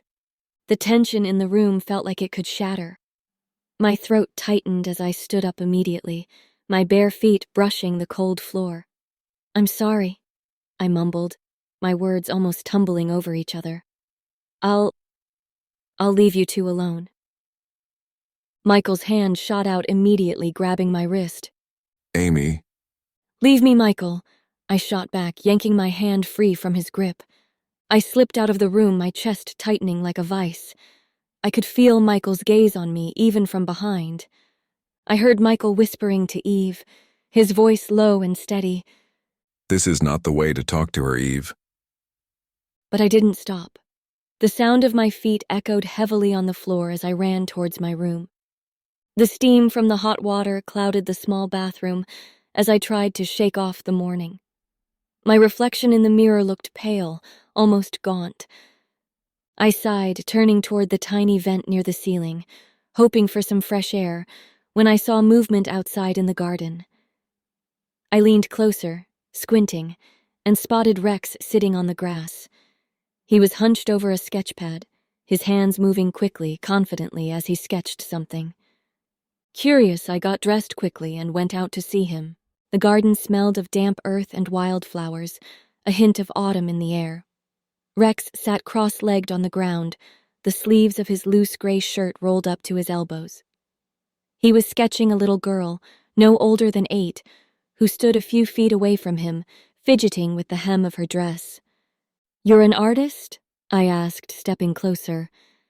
He looked up at me, his light blue eyes glinting in the sunlight. A smirk played on his lips. You could say that. He said casually. It's just a passion. I watched as his pencil danced across the paper, capturing the child's soft curls, the light in her eyes, the slight tilt of her head. It was breathtaking, really, like he wasn't drawing her but breathing life onto the page. When he was done, he handed the sketch to the girl, who squealed with delight before running off to show someone. "That's amazing," I said, meaning it. "How long have you been doing this?" He shrugged, brushing a strand of dark hair from his forehead. Since I was a kid. Helps me escape, you know. I nodded, understanding more than I wanted to admit. "You're really talented." He tilted his head, studying me for a moment. Want me to sketch you next? The question caught me off guard. "Me?" Yeah. He said, leaning back on his hands. You've got an interesting face. Sharp angles, but soft eyes. It'd be fun. I felt my cheeks flush. Maybe another time, I said quickly, trying to play it off. He chuckled, his grin teasing but kind. All right. One day, though. You'll see. As I turned to leave, I couldn't help but glance back. Rex was looking at me, his gaze soft. He gave me a smile before returning to his sketchpad. Something about him lingered in my mind. Maybe it was the way he saw things, really saw them, in a way that made you feel like you mattered. Or maybe it was just that for a moment. I felt seen, too. I walked back into the fortress. My thoughts drifted back to Michael as I laid in bed, staring at the ceiling, to the way he had looked at me this morning, his eyes full of quiet apology, his voice soft and warm as he tried to calm Eve. And yet, despite all of it, I couldn't stop myself from wanting more. More of his warmth, more of his attention, more of him. A knock at the door pulled me out of my thoughts. Amy, Michael's voice was gentle but firm. come for lunch. I stayed silent for a moment, unsure if I wanted to face him yet. I'm not hungry, I finally muttered, though my stomach betrayed me with a faint growl. There was a pause, and then the door creaked open. He stepped inside, his tall frame filling the doorway. His sleeves were rolled up, showing the faint tan of his forearms, and his white shirt had a small crease near the collar, probably from Eve tugging on it earlier. You need to eat. He said, his voice firm but not unkind. You'll need the strength. I sighed, sitting up slowly. He wasn't going to leave until I followed him, and I didn't have the energy to argue. Fine, I said, brushing my hair back with my fingers. Michael waited for me as I slipped on my shoes and tied my cardigan over my green laced gown. I didn't look at him as I walked past, but I felt his eyes following me. Amy. He called softly from behind. I stopped, turning to face him. What? My voice came out sharper than I intended. He stepped closer, his eyes searching mine with a quiet intensity. I'm sorry for what happened this morning. For a moment, I just stared at him, his words hanging in the air.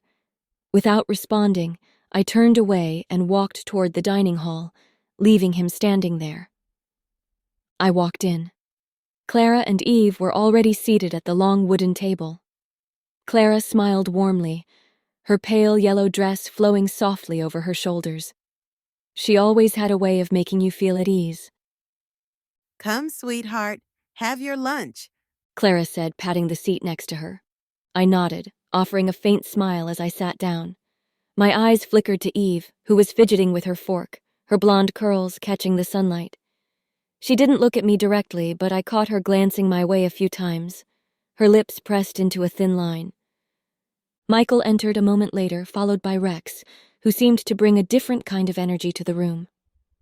Rex's broad frame filled the doorway as he sauntered in, his shirt untucked and his grin as lazy as ever. Afternoon, everyone. Rex said, sliding into a chair with an easy grace. He stretched, his arms lifting lazily over his head, like he'd just emerged from hours lost in the garden with his sketchbook. Michael stood at the head of the table, his presence commanding without even trying. He clapped his hands lightly. Serve. He said to the waiting staff, his voice carrying a calm authority. As the dishes were brought out, I froze. Mushroom risotto, roasted chicken, the smell of garlic and herbs wafting through the air, and a berry tart so perfectly golden it felt like a dream. They were all my favorite dishes. I stared at the table, my heart skipping a beat. Michael, sitting at the head of the table, glanced my way as he placed a piece of roasted chicken on Eve's plate. Do you like the dishes? He asked, his tone casual but with a slight curve to his lips. I swallowed, trying to keep my voice steady. They're perfect, I said quietly. He smirked, that familiar, infuriating smirk that made my stomach flutter and knot all at once. I gave the cook a menu with all your favorite dishes. He said as he fed Eve a small bite, without looking away from me. I couldn't hide my surprise. How do you even know these are my favorites? Michael smirked, leaning back slightly in his chair. I know. He said simply, but his eyes flickered toward Rex for just a moment. Rex was smirking too, but he didn't say a word. I glanced between both men, Rex looking far too amused. Why was he enjoying this? Then it hit me. The first day I arrived here, I had called Mom. She had asked what I wanted to eat when I returned, and I had listed all my favorite dishes. Rex had been there. He had heard every word.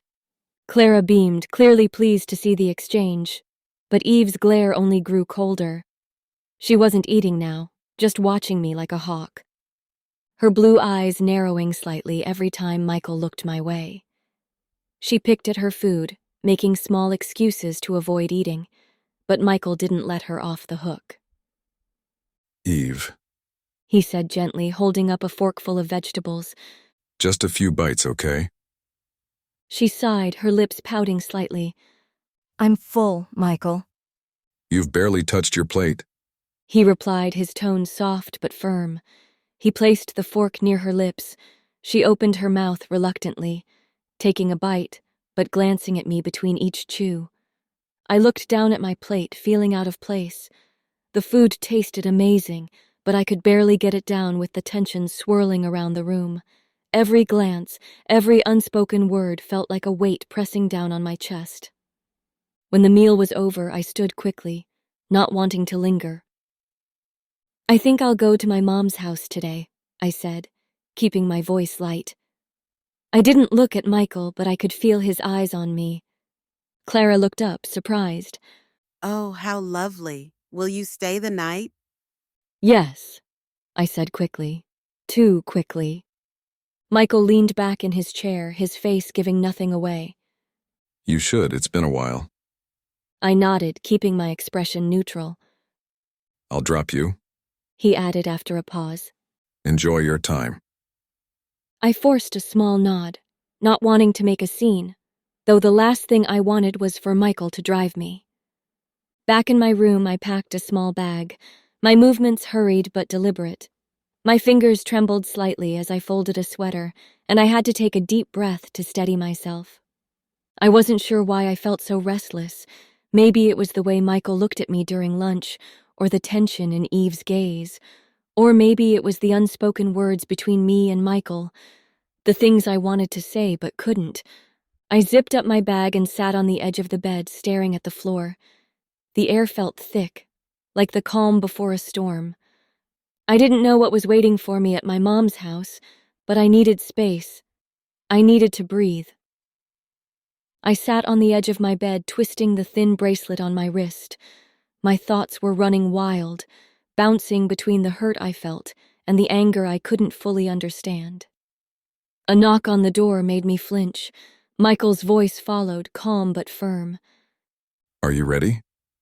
I glanced at the packed bag sitting by my feet. Yeah, I'm ready, I called back, trying to sound casual. The door creaked open and Michael stepped inside. He was wearing a simple black shirt, the sleeves rolled up to his elbows, and dark jeans. His hair was slightly messy, like he'd been running his hands through it all morning. He looked tired. Let's go then. He said, his voice softer now. I stood up but shook my head. No, I'll take the driver, I replied quickly, avoiding his eyes. Michael frowned, stepping closer. Amy, are you still mad at me? No, I'm not, I lied, my voice betraying me with how small it sounded. He let out a slow sigh, pulling something from his back pocket. It was his ATM card. He held it out to me. Take it. He said. I stared at it, then at him. His expression unreadable, but there was something vulnerable in the way his hand didn't waver. I don't need it, I said, shaking my head. I have my own money I've earned. His hand dropped slowly, the card still between his fingers. The flicker of hurt in his eyes was quick, but I saw it. He didn't say anything, just nodded and turned to leave. As I stepped out of the fortress, the sun hit my face, but it didn't warm me. The driver was waiting by the car when I heard someone call my name. Amy. I turned to see Rex jogging toward me. He was wearing a navy blue jacket and jeans, his hair neatly combed back, though the wind was starting to mess it up. Where's Michael? Is he not coming to drop you? He asked, his voice laced with curiosity. I opened my mouth, but no words came out. Rex tilted his head, his sharp eyes studying me like he always did when something didn't feel right. Come. He said finally, his tone gentle. I'll drop you. I nodded, grateful he didn't push for answers. The car ride was quiet at first, the hum of the engine filling the space between us. Rex kept glancing at me, but he didn't say anything. Finally, as we hit a stretch of open road, he spoke. What happened, Amy? He asked, his voice calm but probing. You don't seem like yourself. I stared out the window at the blur of trees and fields. It's nothing, I said softly. Rex didn't press. All right. He said. But tell me when you feel like it, okay? I nodded, my chest tightening with guilt. When we reached my mother's house, I froze. The old hut I grew up in was gone. In its place was a beautiful, modern house. It was painted a warm cream color, with large windows that caught the afternoon sunlight. Construction was still going on, but it was clear this wasn't the same place I had left behind. I walked up to the door, my bag feeling heavier with every step. When I knocked, the door swung open almost immediately. Amy! My mother cried, pulling me into a tight hug. She felt different, stronger, healthier. Her cheeks were fuller and her eyes sparkled in a way I hadn't seen in years. I clung to her, tears burning my eyes. I missed you so much, she said, her voice trembling. I missed you too, Mom, I whispered, my throat tight. Behind me, I heard Rex clear his throat. My mom pulled back, her eyes softening as she looked at him. Come in, dear, she said warmly, reaching for his hand. Rex hesitated for a moment, his usual composure slipping just enough for me to notice, but then he smiled and stepped inside. That evening, we went out to a fancy restaurant, something I never thought I'd see my mom do. She wore a simple but elegant green dress, and her hair was pinned back neatly. A light pink lipstick added to her beauty. She looked radiant. Dinner was filled with laughter. Rex told stories about his childhood, making my mom and Tommy, my little brother, laugh until they cried. I even caught myself smiling more than I had in weeks. As we headed back home, Rex stopped outside the house. I should go, he said, glancing at the car. But my mom shook her head. Stay, she insisted. It's too late to drive back now. He hesitated but eventually nodded. That night, we all sat in the living room, talking until our voices were hoarse. Tommy curled up next to me, his head resting on my shoulder as he dozed off. My mom sat across from us, her eyes shining with happiness. Rex was leaning back in his chair, his smile soft as he watched us. Thank you, I said quietly, my eyes meeting his. He raised an eyebrow. For what? For being here, I said. His smile widened just a little and he gave a small nod. Always. In that moment, something shifted. I couldn't explain it, but it felt like a piece of the weight I'd been carrying had been lifted. Maybe, just maybe, I wasn't as alone as I thought. Rex shifted on his feet, rubbing the back of his neck. I should sleep now, he said, his voice quieter than usual. Good night, Rex. My mom called from the living room, folding a blanket over her lap. Your room is ready. Amy, take him there, will you? I nodded and gestured for Rex to follow me. He trailed behind, his boots softly scuffing against the wooden floor. The house was quiet, save for the faint creaks of the floorboards beneath our steps. When we reached the guest room, Rex stepped inside. Good night, Amy, he said, staring at room. He immediately went to the window, sliding it open, letting the cool night air sweep in. He stood there for a moment, his hands gripping his shirt, unbuttoning it, revealing broad shoulders and the hard lines of his back as he stared into the darkness. The moonlight lit up his face, accentuating the sharp lines of his jaw and the shadow under his eyes. Rex, I whispered softly. He turned as if surprised I was still there. You are here? He grabbed his shirt quickly. I stepped closer. I need to ask you something. He turned his head slightly, yanking his shirt over his shoulder. What is it? He asked, but didn't look at me directly. I walked further into the room, crossing my arms against the chill from the window. Do you know who cursed Michael? Rex exhaled deeply, his shoulders sinking. Yes, I do. He said simply, but the rawness in his voice made me sit down on the edge of the bed. Rex sat on the chair by the desk, elbows resting on his knees. His shirt hung open, exposing the hard muscles of his chest. I was 6, and Michael was 11. He began, his voice low. Back then, we were learning how to patrol our territory. Michael's dad, the alpha of the pack, was training us, along with my father, who was the commander-in-chief. I stayed quiet, sensing this wasn't easy for him to talk about. We'd shifted into our wolf forms, racing to the border of our territory.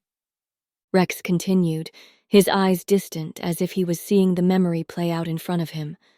When we got there, we saw a man. He must have been about 35. He was being attacked by a rogue wolf. Rex's hands clenched into fists as he spoke. Michael and I ran towards them, but the rogue fled before we could reach them. The man was lying there, covered in blood and bruises. He was gasping for air. He paused, his chest rising and falling with deep breaths. I noticed how his fingers trembled slightly before he clasped them together tightly. I was too young to understand much, He admitted, his voice barely above a whisper. Michael shifted back into his human form and tried to help. He held the man in his arms, trying to keep him awake. But the man's breathing slowed. And then Rex swallowed hard, his Adam's apple bobbing. he died. The room felt colder, or maybe it was the way Rex's voice cracked that sent a shiver through me. There was a woman. Rex said after a long silence. She came running towards us. I remember the way her face twisted in anger and pain when she saw Michael holding her husband. She didn't even ask what happened. She just assumed Michael was the one who took his husband's life. She cursed him? I whispered, already knowing the answer. Rex nodded, his eyes glossy with unshed tears. She was a witch. I didn't understand it then, but I do now. She said, Just like you took my mate from me, you'll never have one of your own. No mate, no family, no real happiness. The woman you marry will lose her mind, or die. You'll never know the fruit of love. His voice broke at the end and he buried his face in his hands. I was just a kid, Amy. I couldn't do anything. I didn't even know what she was doing until it was too late. I stood up and walked over to him, kneeling in front of him. I placed my hands on his, gently pulling them away from his face. His eyes were red, and a single tear slid down his cheek. Rex, I said softly. I've watched Michael suffer for years because of that curse. He said, his voice shaking. He's tried to fight it, to find a way around it, but nothing works. He's always been terrified of loving someone, of hurting them. And I just stood there, Amy. I did nothing. His shoulders started to shake as more tears fell. I couldn't hold back anymore. I reached up and wrapped my arms around him, pulling him into a hug. His head dropped to my shoulder, and he clung to me like he was afraid to let go. It's not your fault, I whispered, my fingers running through his hair in soothing strokes. You were just a child, Rex. You couldn't have stopped it. But I didn't help. He choked out. I didn't protect him. He held me tighter, his tears soaked into my shoulder, and I didn't care. All I wanted was to take away even a fraction of the guilt he carried. We'll find a way, I said firmly, pulling back just enough to look him in the eyes. We'll find a way to break the curse, Rex. I promise. His eyes searched mine, full of vulnerability, and something else I couldn't quite name. Slowly, he nodded, though his expression was still etched with pain. I wiped his tears with my thumbs, my hands lingering on his cheeks. For a moment, neither of us moved. The air between us felt heavy, charged with something unspoken. He leaned in, his lips grazing my cheek for the briefest moment before he pulled back abruptly. His expression conflicted, like he was fighting something within himself I couldn't understand. Thank you. He whispered, his voice hoarse. I gave him a small smile, though my chest ached for him. You don't have to thank me. He rested his forehead against mine, his breaths uneven. If we could fix this, Eve could be whole again, and Michael could finally have the life he deserves. His words cut through me like a knife, but I didn't flinch. The sun spilled through the window, filling my room with a soft glow. I was up before anyone, pacing back and forth. My fingers nervously tugged at the hem of my sweater as I rehearsed how I'd tell Michael my plan. I didn't need his approval, I reminded myself that, but I also knew he wouldn't be happy about it. You're leaving? Mom asked, her voice tinged with concern. Yes, Mom, I have to, I replied, turning to face her. But I'll come back soon. She wrapped me in a tight hug. Take care of yourself, sweetheart. Please. I nodded, pulling away and heading towards Rex's room to wake him up. Rex, get up, I said softly, knocking gently on the door which was cracked open. We're going to the fortress. Rex yawned dramatically from the bed, rubbing his face. His hair stuck up in every possible direction, and he looked like a grumpy bear waking from hibernation. Are we really doing this today? He asked, his voice scratchy. Yes, I said firmly. And after we reach the fortress, we're going to find the witch who cursed Michael, no matter what Michael says. Rex groaned, throwing a pillow over his face. You know he's gonna lose his mind, right? I snatched the pillow from him and smacked his arm lightly. I can handle Michael. Rex snorted. Sure you can. You're about as intimidating as a kitten. I shot him a glare, but he only smirked as he stood up, stretching until his joints cracked. He slipped on his shirt and boots before heading out, sliding into the driver's seat without a word. When we reached the fortress... You've got guts. I'll give you that. Rex said, glancing up at me. I made my way to Michael's room, the sound of my boots echoing softly against the stone floor. When I reached, he was deep in conversation with one of his advisors. His arms were crossed, his brows furrowed in concentration. He looked up when he saw me, his expression softening just slightly. We'll discuss this later, he said to the advisor, who nodded and left. I stepped inside, my nerves bubbling under the surface. Michael's presence was overwhelming as always. He was wearing a dark button-down shirt, the sleeves rolled up to reveal his strong forearms. His hair was slightly messy. I caught sight of Eve sitting in the corner, doll in one hand and a piece of fabric in the other. She looked up, her big eyes locking onto me. Something about the way she watched me made my stomach twist. Michael's voice pulled me back. How was your visit? He asked, his tone polite but distant. It was good, I replied, though my voice wavered slightly. I cleared my throat and straightened my posture. I've made a decision, Michael. I'm going to break the curse. His face darkened instantly. He glanced over his shoulder at Eve, who was still watching us. Come with me, he said firmly. Before I could protest, he grabbed my wrist, not roughly, but with enough force to show he wasn't giving me a choice. His hand was warm, his grip firm, and it sent a jolt up my arm. He led me to my room, shutting the door behind us with a quiet but final click. He let go of my wrist and turned to face me, his jaw tight. Are you out of your mind? He demanded, his voice low but sharp. No, I'm not, I shot back. The curse needs to be broken, Michael. For Eve, for you, for everyone. No. He snapped, his voice low but dangerous. It's too risky, don't you see, Eve? Her condition. Now you are married to me and I won't let you put yourself in danger like that. I stepped closer, refusing to back down. You don't understand. The curse needs to be broken, Michael. That's the only way Eve can be whole again. You could finally live your life with her the way you're supposed to. His expression twisted, anger flashing in his dark eyes. He stepped closer, so close I could feel the heat radiating off him. You don't understand. You are still a baby. He countered, his voice rising. Michael stepped so close that I had to tilt my head up to meet his gaze. Think what you want to think, but I will break the curse. His eyes darkened and his voice dropped to a whisper. I said no. Why would you do that? Why would you risk everything for me? It was a contract, don't forget that, Amy. His voice rose. I swallowed hard, my heart pounding. I could feel his breath on my face, the tension between us crackling like a live wire. Do you really want to know? I asked, my voice trembling despite my best efforts to sound strong. Yes, Amy. He said through gritted teeth. Please. Make me understand.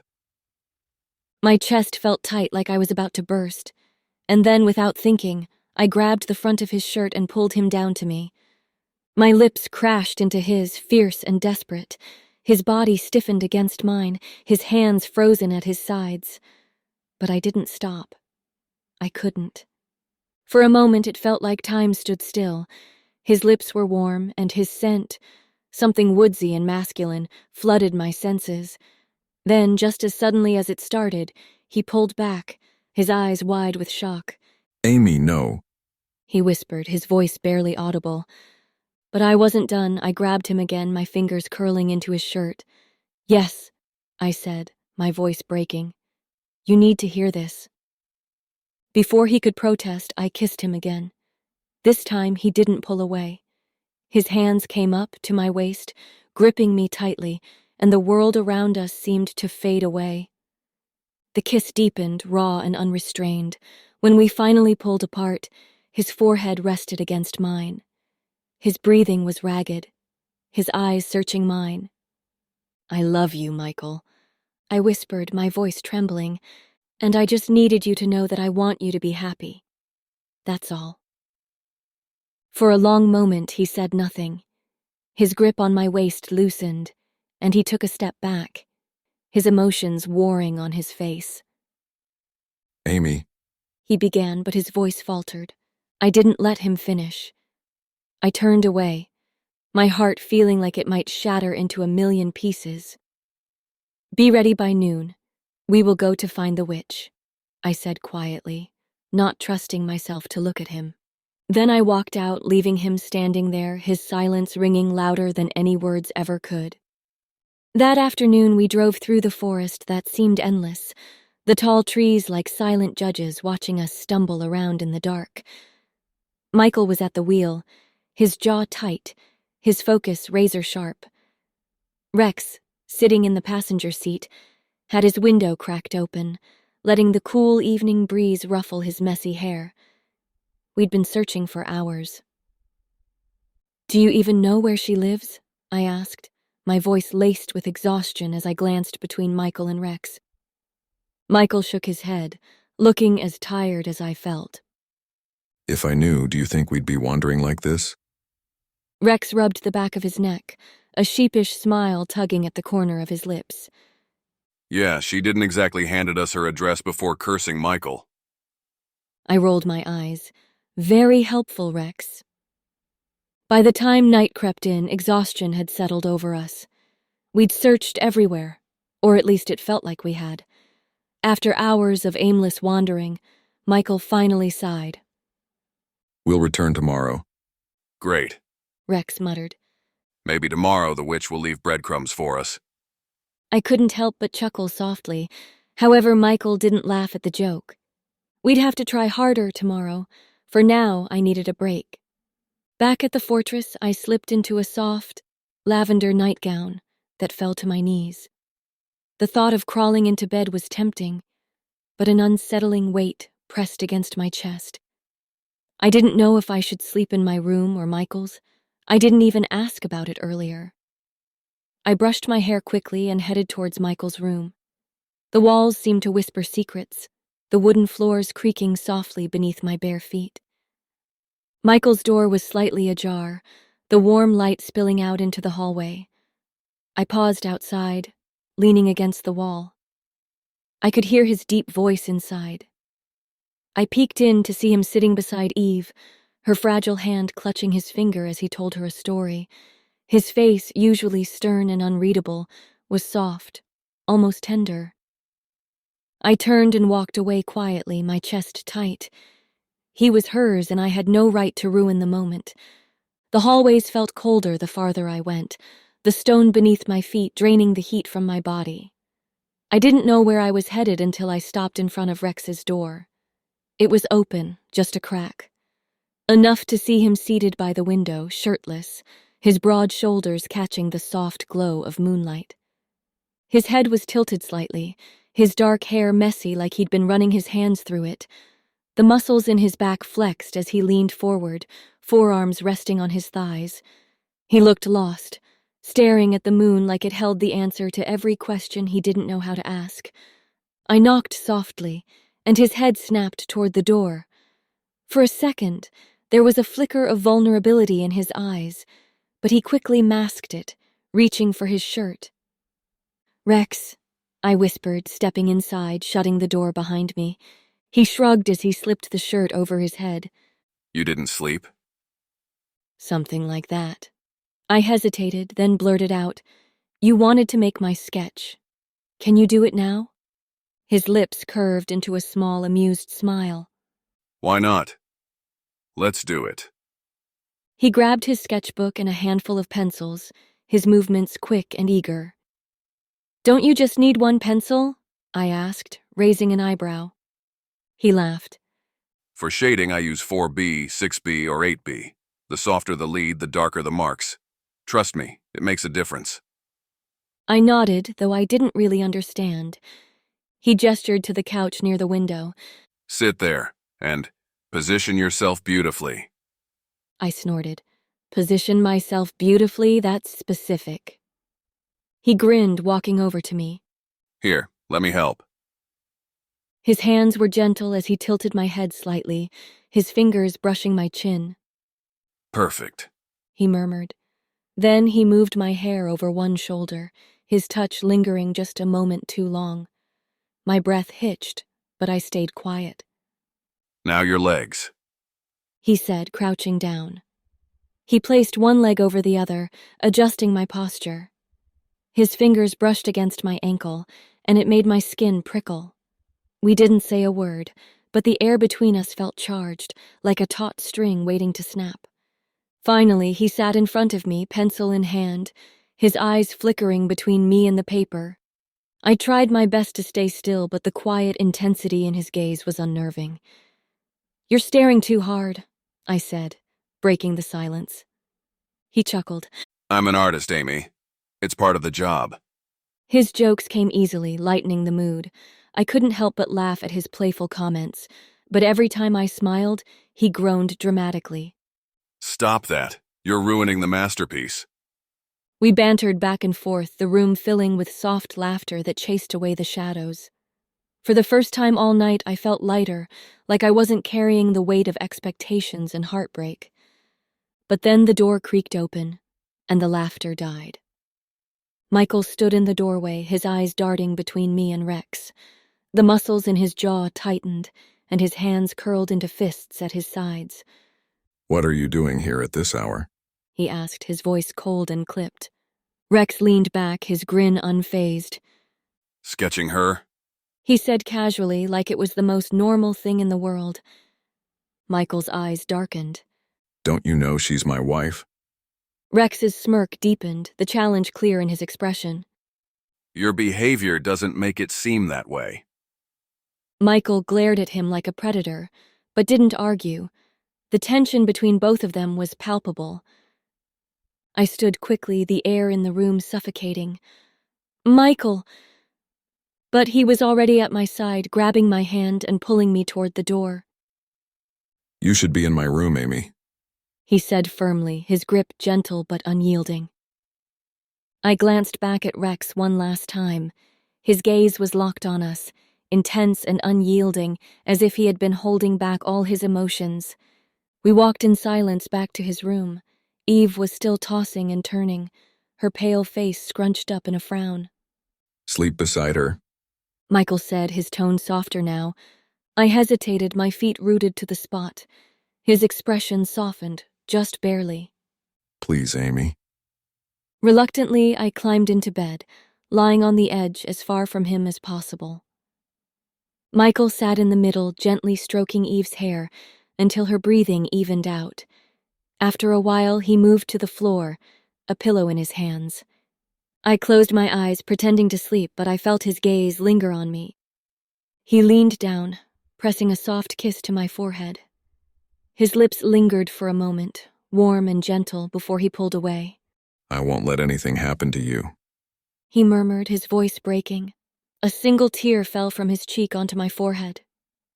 I didn't move, didn't even breathe, fighting the urge to reach out to him. He wiped it away gently, his fingers brushing my skin. Then he lay down on the floor, the space between us heavy with words unsaid. When I finally opened my eyes, I found him staring at the ceiling, his features softened by the pale light of dawn creeping through the curtains. The morning air was crisp and cool as the three of us drove deeper into the woods. The trees stretched high above us, their bare branches clawing at the pale sky. Michael sat stiffly in the driver's seat, his jaw tight, his knuckles white as they gripped the wheel. I sat beside him, stealing glances at his profile. His dark hair was slightly disheveled, and his stubble was heavier than usual, a sign of the restless nights we'd both been having. Rex lounged in the back seat, his shirt unbuttoned at the top, exposing just enough of his tanned chest to catch my eye. He had his usual smirk, but I could feel his gaze on us, watchful, measuring. The tension between him and Michael lingering from yesterday, I could almost feel the unspoken thoughts swirling in his head. The air in the car was thick enough to cut with a knife. No one spoke until Michael stopped the engine. This is it. He muttered, more to himself than anyone else. Michael stepped out first, his broad shoulders squared as though he was bracing himself for a fight. Rex followed, rolling his sleeves up lazily but with that sharpness in his eyes. I hesitated for a moment, pulling my coat tighter around me. My heart thudded against my ribs as I stepped out of the car, feeling the forest close in around me. We walked, pushing through dense bushes and climbing over fallen logs. The deeper we went, the quieter it became. No birds, no wind, just the sound of our footsteps and the occasional snap of a twig. And then we saw it. The witch's house was more of a crumbling shack, leaning against the base of an ancient oak. Smoke curled lazily from the chimney, and the air smelled faintly of herbs and decay. She stepped out before we could knock, her frame stooped but her eyes sharp as knives. She looked timeless. Her hair white as snow hung in wild tangles down her back. Wrinkles carved deep stories into her face, but her gaze carried an intensity that made my skin prickle. Aren't you the little boy who took my husband's life? She demanded, her voice dry, like leaves crumbling underfoot. Her eyes locked on Michael, and I saw him stiffen. I didn't. Michael said, his voice firm but respectful. The witch's eyes narrowed, sharp and unforgiving. Lying won't fix the damage you've done, boy. She hissed, her voice laced with venom. I stepped forward before things could spiral. Please, listen, I said, my voice shaky but desperate. You've misunderstood. Michael didn't take your husband's life. It was a rogue wolf. Michael and Rex were trying to protect their territory, that's all. She laughed, a bitter sound that echoed in the stillness. Do you think I don't know a liar when I see one, girl? I'm not lying, I insisted, taking another step closer. I could feel Michael tense behind me, but I pressed on. You've been holding on to this anger for centuries, but it's misplaced. Please, just give me a chance to explain. For a moment, her eyes softened just barely, as if she could see the truth in my eyes. Fine then, explain it to me, she said, her voice low. I spent the next hour pouring my heart out, explaining everything I'd pieced together about that night, about Michael's innocence, about the rogue wolf that had torn through the territory. She listened in silence, her expression unreadable, but something in her shifted when I mentioned the pain she'd carried all these years. Finally, she spoke. If what you say is true, then I've wronged an innocent man. Her voice cracked, and for a brief moment she looked human. Michael stepped forward, his hand brushing against mine briefly before he pulled back. Will you undo it? He asked, his voice quieter now. The witch hesitated, then nodded. I will, but there's a cost. What kind of cost? I asked, dread curling in my chest. She looked at me, her gaze piercing. Whoever breaks the curse must offer a piece of their soul to the moon goddess. It will shorten your life. You'll live, but not fully. You'll die young. Michael's reaction was immediate. No. He snapped. We're not doing this. His voice was sharp, and his eyes blazed with anger and fear. Michael! No, Amy. He grabbed my hand, his grip almost painful as he pulled me toward the door. I'm not letting you throw your life away for me. I yanked my hand free, spinning around to face him. You will be free from curse. You and Eve can live a fruitful life just like everyone else. Don't you get that? Michael's face was a storm of emotions. Anger, fear, desperation. No, I don't get it. We'll find another way. There is no other way. The witch said quietly. The tension crackled between us like a live wire. Behind us, Rex was leaning against the wall, his arms crossed tightly across his chest, his gaze flicking between us, his jaw tightening. His expression was heavy, almost pleading, as if silently begging me not to make this decision. I glanced at him briefly before turning back to the witch. What do we need to do? She eyed me carefully, then spoke. On the night of the full moon, we'll perform the ritual. It will require both your blood and Michael's, a small amount, but enough to seal the bond. And Eve? I asked, my voice trembling. Will she go back to normal? The witch nodded. Yes, she'll be free. Relief washed over me like a wave, and I couldn't help but smile at Michael. But he didn't smile back. His face was tight, his eyes filled with a storm I couldn't quite read. But remember, the witch set her tone sharp. The ritual can be risky. Are you sure you want to do this? Yes, I said quickly. As we left the witch's house, the tension between us hung thick in the air. Michael walked ahead, his shoulders rigid, while Rex stayed close to me, his gaze lingering just a second too long. As soon as we stepped into the fortress, it all unraveled. Rex turned to me, his expression a mix of anger and jealousy, his voice sharp and bitter. Finally, he lured you into this. Michael froze. His broad shoulders stiffened, and he turned slowly, his face a mix of anger and disbelief.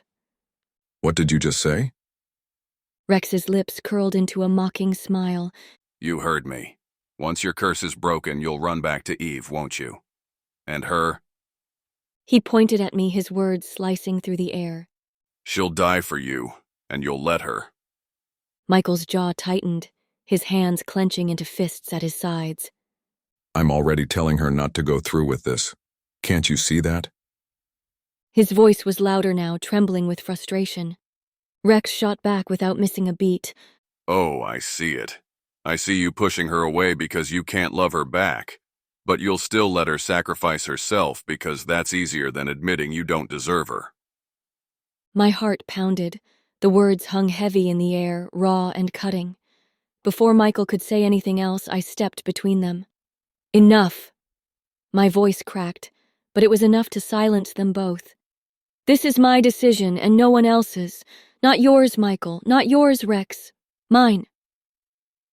Michael stared at me for a long moment, his chest rising and falling like he was trying to catch his breath. Then, without another word, he turned and walked away, his footsteps fading into the distance. Rex, on the other hand, stayed. His usual smirk was gone, replaced by something softer, something almost apologetic. I didn't mean to upset you, he said quietly. I shook my head, feeling the weight of the day pressing down on me. It's fine. Let's just move on.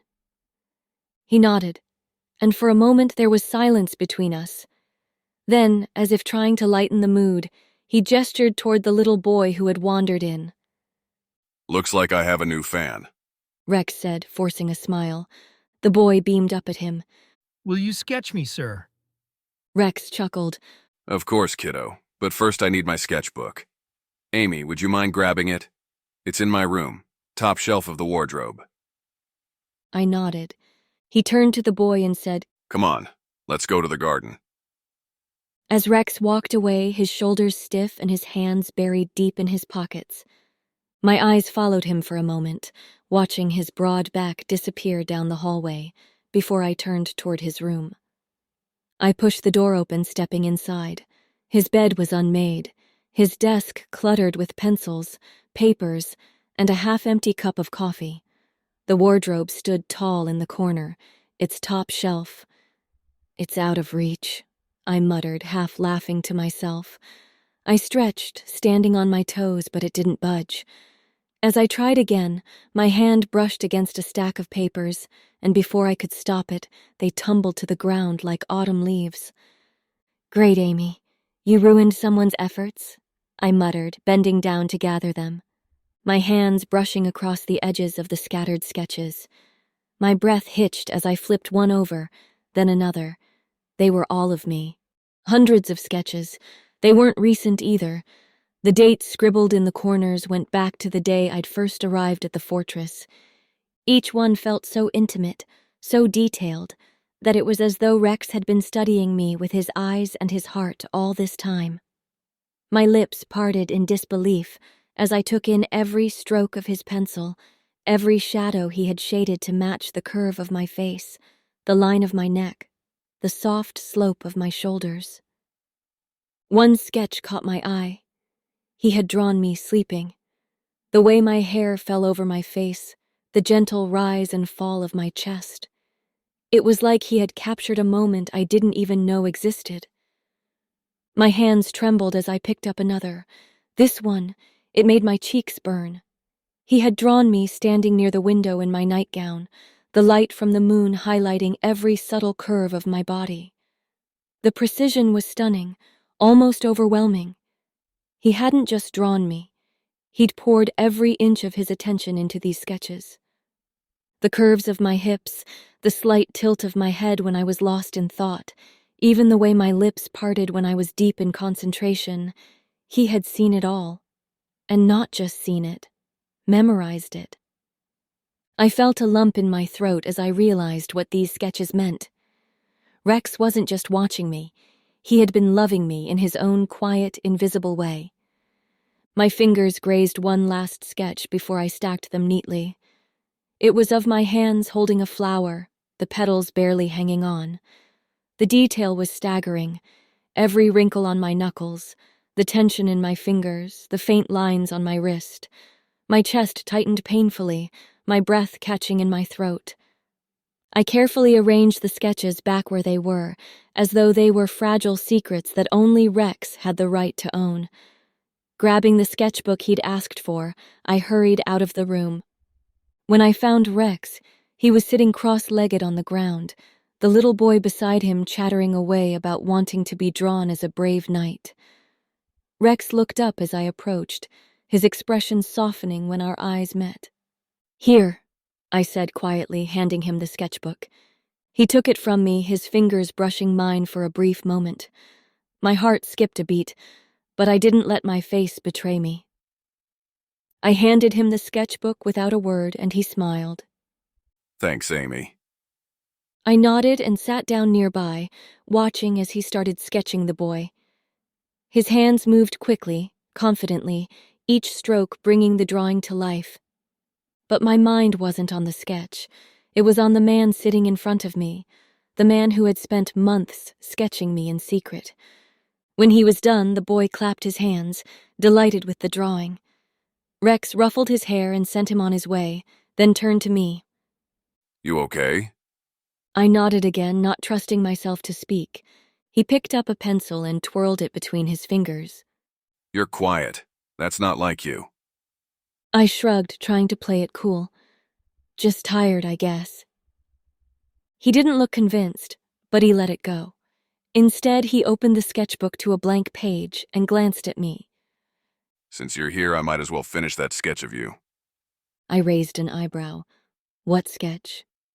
He smirked, his usual charm returning. The one I started earlier. You ran off with Michael before I could finish. I didn't say anything as he began to draw, his eyes flicking between me and the page.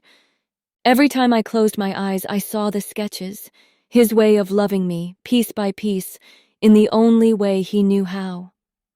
When he was done, he turned the sketchbook around so I could see. It was me, of course, but this time it wasn't just a sketch. It was intimate. The way he'd drawn my eyes, the way he'd captured the soft curve of my lips, the way my hair seemed to fall perfectly around my face. It was as if he'd poured every ounce of his feelings into that drawing. "It's beautiful," I whispered.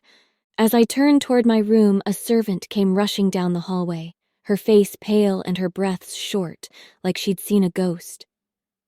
"Luna," she gasped, struggling to catch her breath. "Mom Clara, she wants to see you, right now."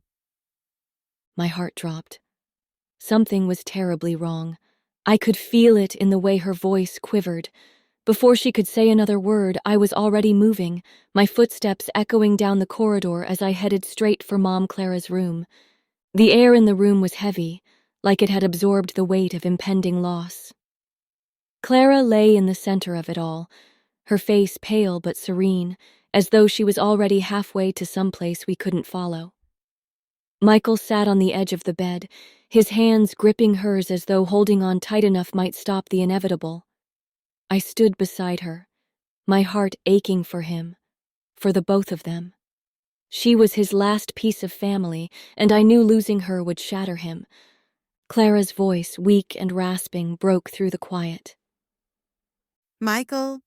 Amy? Her gaze flicked between us, soft and full of something that looked like peace. Michael leaned in closer, his lips trembling. I reached out instinctively and rested my hand lightly on her arm, offering whatever strength I could. "I want to see you two like this," Clara said, her words thin but steady. Her hand moved, frail and trembling, until it found mine. She placed my hand over Michael's, her fingers brushing against ours. "Together. Always." Her tired eyes turned to me, sharp and pleading despite the frailty of her body. "Promise me, Amy. Promise you'll break Michael's—" Her words faltered, trailing off into silence. Her chest rose one last time and then stilled, the room sinking into an unbearable quiet. Michael froze, his body stiff with disbelief. Mom? He whispered, his voice small like a boy's. When she didn't answer, he shook her gently. Mom? Please. Tears slid down his face, and I couldn't stand it anymore. I dropped to my knees beside him, wrapping my arms around him as he fell into me. His head pressed against my chest, his sobs tearing through him with a rawness that made my own chest ache. "I'm here," I whispered, stroking his hair and brushing away his tears. His pain poured out of him, and I held him tighter, wishing I could somehow take it all away. The door creaked open and Eve's voice broke through the moment like a splinter. Why are you touching Michael? I looked up at her, stunned by her insensitivity.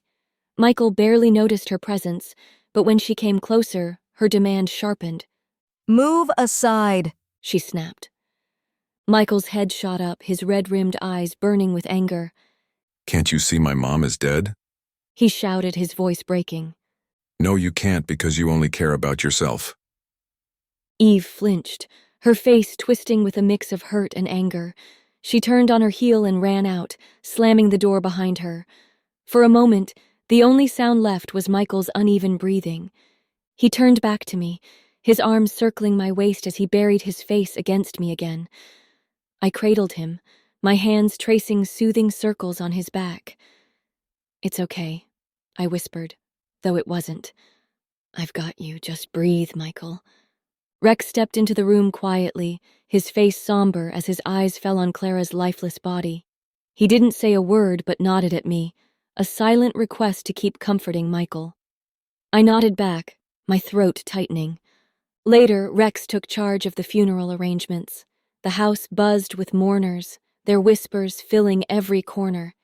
But Michael stayed close to me, refusing to let go. Eve sulked in another room, her absence almost a relief. When the funeral ended, the fortress fell quiet again. The stillness felt suffocating. Michael sat in his mother's chair, his eyes distant and hollow. Eve had fallen asleep on the couch nearby, her peaceful face a stark contrast to Michael's turmoil. I couldn't understand how she could be so detached, or maybe it wasn't entirely her fault. Maybe she simply couldn't grasp what Michael was going through. Rex and I sat beside Michael, trying to keep him grounded. We talked about Clara, about the memories she'd left behind. We shared stories, some sad, some funny, hoping to bring even the faintest smile to his face. He stayed silent for the most part, but every now and then his lips would twitch, and I'd feel like we were helping, even if only a little. The hours dragged on and dawn crept in, painting the room with soft, golden light. None of us had slept. Michael's head finally dropped, his body giving in to exhaustion. I leaned back against the armchair, my head resting on Rex's shoulder as sleep pulled us under too. It had been a few days since Mom Clara passed away. The fortress felt emptier than it ever had, like her absence had sucked all the warmth right out of the walls. Michael hadn't been able to recover from the shock. He was drowning in his grief, and instead of fighting to stay afloat, he'd let it pull him under. He'd started drinking heavily. The sharp scent of alcohol clung to him, woven into his clothes, his skin, the very air around him. The strong, steady man I knew was gone, replaced by someone hollow and lost. He ignored the pack, skipped meetings, abandoned duties. Their alpha was crumbling and no one could stop it. Rex stepped up, holding it all together. And I? I had been taking care of him, though some days it felt like I was trying to hold water in my hands. No matter how tightly I tried, it slipped right through. His grief wasn't something I could fix with soup or soft words, but I tried anyway because doing nothing felt worse. The evening was colder than usual. The sky was bruised with streaks of purple and orange, the kind that made you feel small. I glanced at the sliver of moon hanging low, almost mocking me with how fast it was growing fuller. The promise I had made to Clara echoed in my chest, louder with each passing day. I carried a plate of food to Michael's room. My hands were trembling a little, not because the plate was heavy, but because of what I knew I had to say that night. His door was slightly ajar, and I heard Eve's voice inside. She was saying something, her tone impatient, but Michael's was not even pretending to listen. His eyes were fixed on something far beyond the glass, something I couldn't see. I knocked softly, more out of habit than need, and stepped inside without waiting. Eve glanced at me. There's something bitter in her eyes when they land on me, but I ignored her. Michael, I said gently, holding the plate in both hands, you should eat. He didn't even turn his head. His gaze stayed glued to the horizon, where the sun was bleeding into the dark. His fingers rested limp on his knees, knuckles pale. I'm not hungry, he muttered, his voice rough like it was scraped raw from all the crying he didn't let me see. I swallowed the lump in my throat and moved closer, kneeling beside him. The carpet was cool beneath my knees. I scooped up a bite of food with my fingers, because I knew he wouldn't bother with a fork, and held it up to his lips. Please, I whispered, just a little. His eyes shifted, slow and reluctant, finally meeting mine. There was something hollow in them, like he was standing at the edge of a cliff inside his mind, and he wasn't sure if he wanted to step back or fall. That look carved into me deeper than any words could. After a long pause, he leaned forward slightly and took the bite. His lips brushed my fingertips, warm, trembling. It was such a small thing, but it sent a ripple through me. I kept feeding him bite after bite. His tears started to fall, silent at first, then soft sobs that shook his shoulders. He didn't look away. His eyes stayed locked on mine like I was the only thing keeping him tethered to this world. I wiping his tears with the sleeve of my sweater because it was the only thing within reach. His tears soaked through, warm against the fabric, and my heart felt like it was cracking open with every drop. Eve shifted uncomfortably, her arms falling to her sides. She lingered for a moment, her eyes darting between us, then abruptly turned to Michael. Will you play with me? She asked, her voice tight. Michael looked up, his gaze darkening with an intensity that made my heart skip. For a second, I thought he might lash out, but he didn't. Instead, he clenched his jaw, shook his head, and shifted his focus back to me. I picked up another bite, my fingers trembling slightly, and brought it to his lips again. He leaned in, taking it without a word, his eyes never leaving mine as he chewed slowly. Eve's gaze flicked between us, her expression tightening. After a tense pause, she muttered something under her breath and spun on her heel, her footsteps echoing sharply against the wooden floor. The door clicked shut behind her, leaving a heavy silence in her wake. After he had eaten as much as he could, I set the plate aside and took a deep breath. My hands were still resting on my knees, but they were shaking now. I stared at them for a second, trying to find the words. "The full moon is near," I whispered, my voice barely holding steady. "I need to keep the promise I made to your mom." His face crumpled. It was like watching glass shatter in slow motion, silent but devastating. His hand shot out, grabbing mine with a desperation that stole my breath. His fingers were cold, his grip tight. No, He choked out, shaking his head. I've already lost Mom. I can't afford to lose you too. The words hit me like a punch straight to the chest. I blinked back, the sting in my eyes, because if I started crying now, I didn't know if I'd be able to stop. "I have to," I whispered. "I promised her." His grip tightened like he could hold me here if he just squeezed hard enough. His tears came faster now, sliding down his face, dripping onto our joined hands. His thumb brushed over my skin, soft and shaky, like he was memorizing the feel of me in case I didn't come back. I leaned in, pressing a soft kiss to his forehead. Our breaths mingled, warm and uneven, the faint scent of whiskey clinging to his skin, laced with something raw and familiar. I closed my eyes, letting the moment settle, feeling the quiet thrum of his pulse beneath my lips, the warmth of him seeping into me like he was stitched into the very air between us. Please, He whispered, voice broken. stay. I stayed there, holding him, threading my fingers through his hair until he fell asleep. The things were getting worse with each passing day, no matter how hard I tried to hold on. Michael was breaking, his soul slipping through my fingers like sand.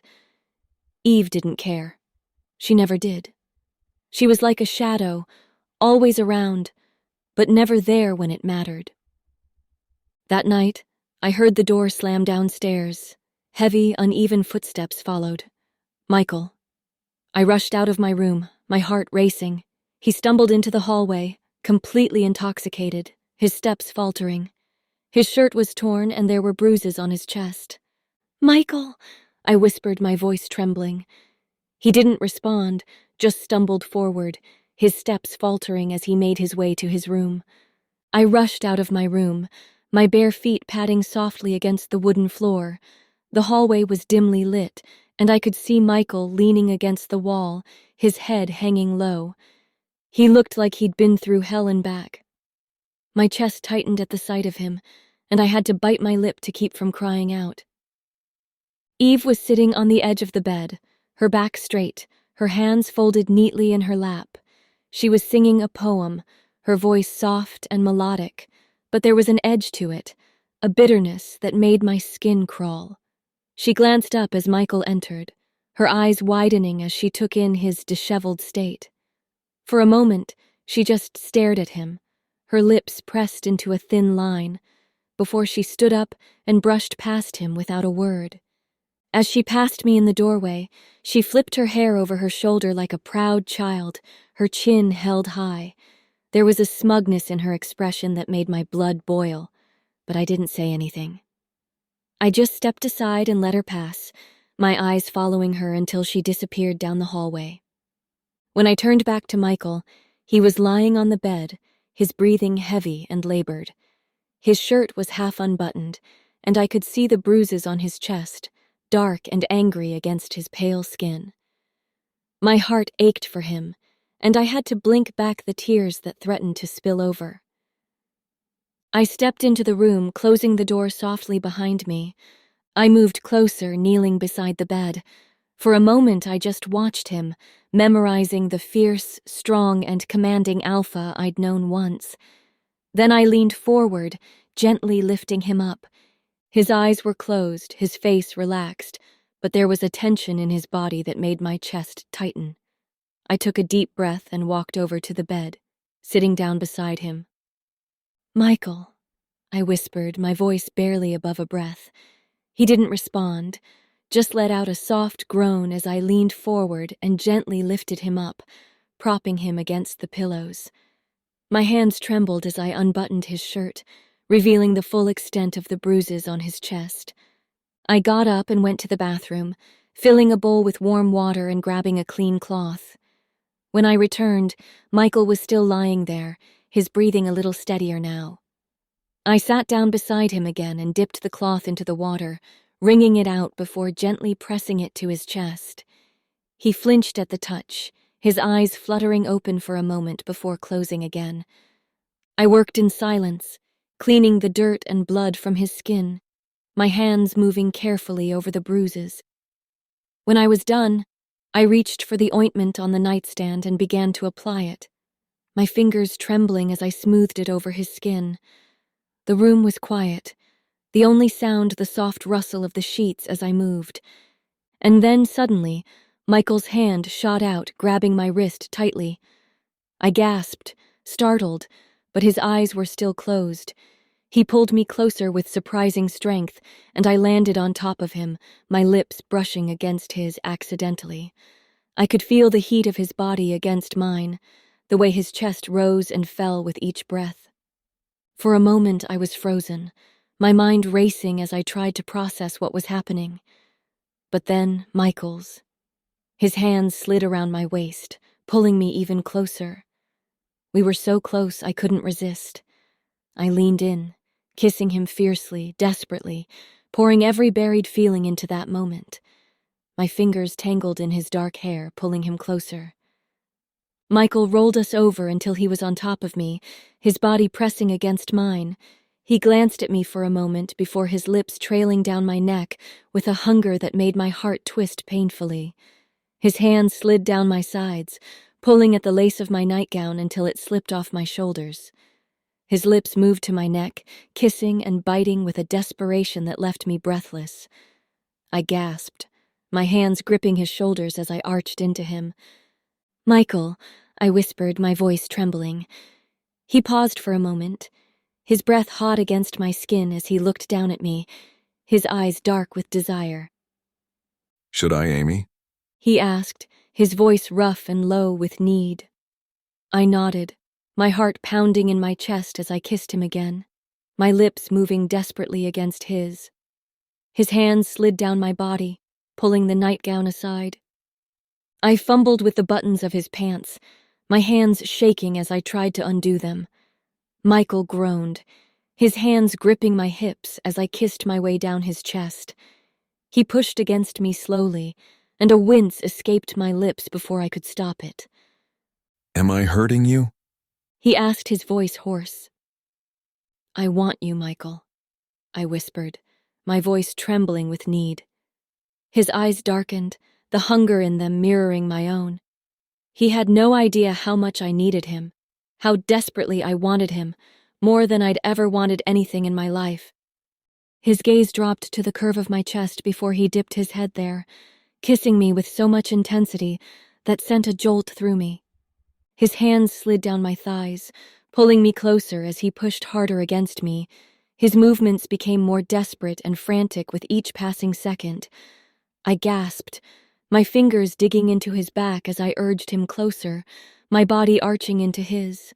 The room was filled with the sound of our breathing, heavy and labored, as we moved together, our bodies tangled in a desperate embrace. It was like we were trying to drown out the pain, the guilt, the heartbreak, with each other. Michael's hands came up to my shoulder, holding me like he was afraid I would disappear, and I held on to him just as tightly, my nails digging into his skin as I urged him closer, closer, until there was no space left between us.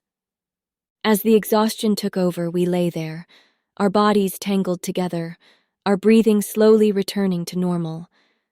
Michael kissed my forehead, his lips soft and tender against my skin, before he rolled onto his side and pulled me close. I rested my head on his chest, listening to the steady beat of his heart as sleep claimed us. The morning crept in slowly, like it was afraid to disturb us. A soft, golden light slipped through the cracks in the heavy curtains, casting long shadows across the stone walls. I felt the warmth before I opened my eyes, the heat of Michael's body beside me, his arm draped lazily over my waist. I looked up, my heart skipping a beat as I saw him lying there, his face peaceful in sleep. But then his eyes fluttered open and the peace shattered. He blinked a few times, his gaze landing on me, and his eyes widened, his movements stiff, tense. His hand ran through his dark, messy hair, tugging at the roots like he was trying to ground himself.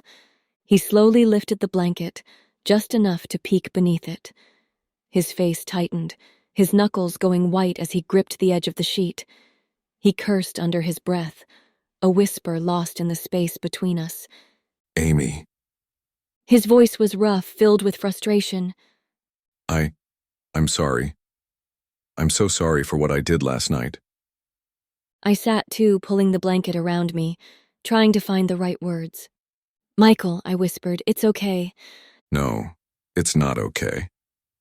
He said, his voice rising. I shouldn't have let that happen. Why didn't you stop me, Amy? Why didn't you push me away? I could see the anger in him, the way it simmered just beneath the surface, but it wasn't directed at me.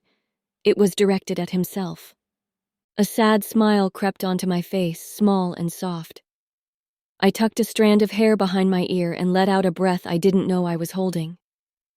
Because I couldn't, Michael, I said simply. His shoulders sagged like my words had knocked the wind out of him. His guilt was like a shadow, following him even in the daylight. He turned to face me, his hands cupping my face. Amy, will you forgive me for what I did? Tears streamed down my cheeks as I whispered, my voice barely holding together. There's no need to be sorry, Michael. I love you, and it's completely okay. Please, don't be sorry. His hand trembled as he reached up to wipe my tears, his touch gentle, like he was afraid I'd break. His eyes, red and glassy, held a pain deeper than words could reach. I didn't want to ruin your life, Amy. He whispered, his voice cracking under the weight of guilt. I cupped his face, my palms warm against his cold skin, forcing him to look at me. You're not, I said firmly, my voice steady even though my heart was anything but. You've never ruined anything. If anything, you've made me feel more alive than I ever thought possible. His eyes searched mine, desperate as if he was trying to find something that would change my mind. But I'd already decided. There was no going back. I took a deep breath, feeling the weight of the night pressing down on us. Tonight is the full moon, I said softly, my thumb brushing away the tears clinging to the corner of his eye. The witch who cursed you, she's coming to perform the ritual. The curse will be broken. Michael's face drained of color, his eyes widening with fear. He shook his head, his grip tightening around my wrist. No. He rasped, his voice sharp with panic. Amy, no. I don't want you to do this. I don't want you to sacrifice your life for me. Please, don't do this. His words cut deep, but my resolve didn't waver. I reached for his hand, lacing our fingers together, grounding myself in the warmth of his touch. My heart raced, but I held his gaze, letting him see the truth in my eyes. "Michael," I whispered, squeezing his hand tightly, "I have to. I can't let you live like this anymore. I can't stand by and watch you drown in this darkness when I know I can pull you out." My voice softened, thick with emotion. I made a promise to Mom Clara, but beyond that, I paused, swallowing the lump rising in my throat. "I love you, and I'm willing to do whatever it takes to make this right." His face crumpled, his body shaking with silent sobs. He pulled me into his arms, holding me so tightly it almost hurt.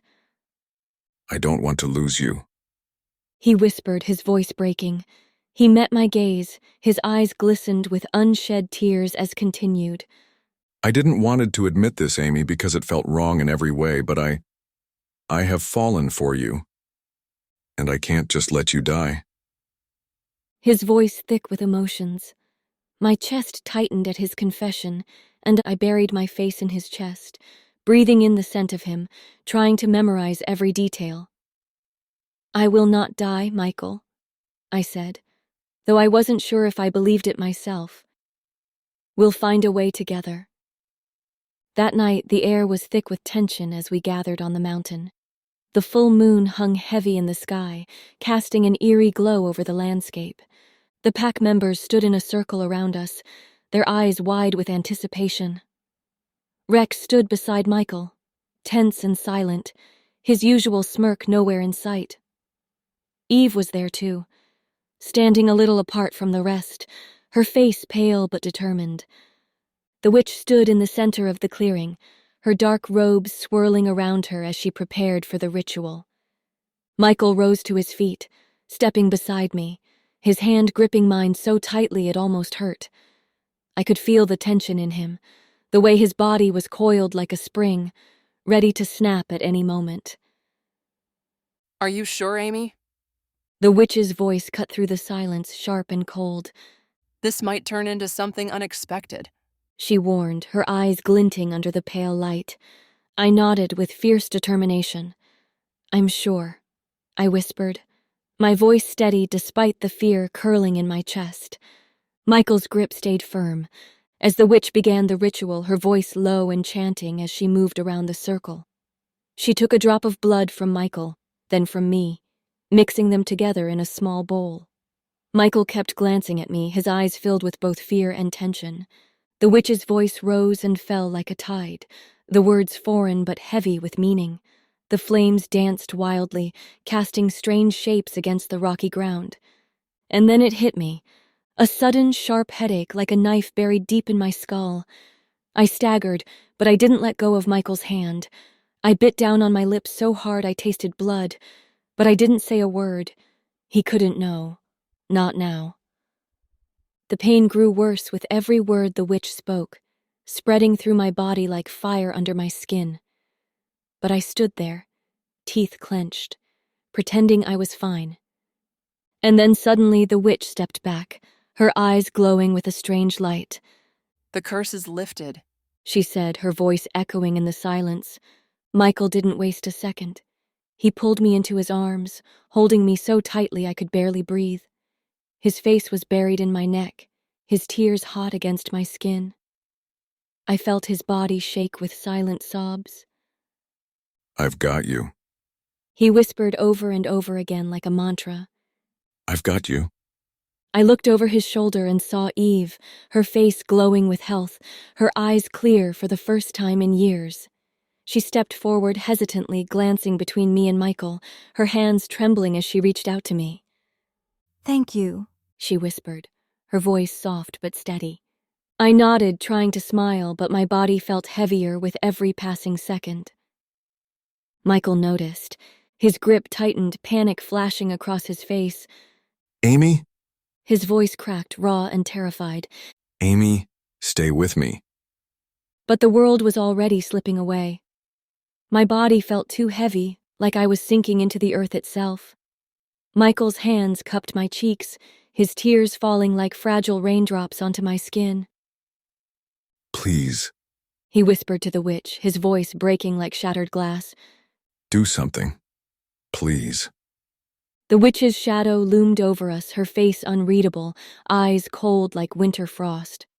She closed her eyes briefly, inhaling deeply, and when she opened them again, her words sliced through the air like a blade. There's only one way to save her. She said softly. Michael's breath hitched. What? Tell me, please. She hesitated just for a second, but it was enough to make the silence feel deafening.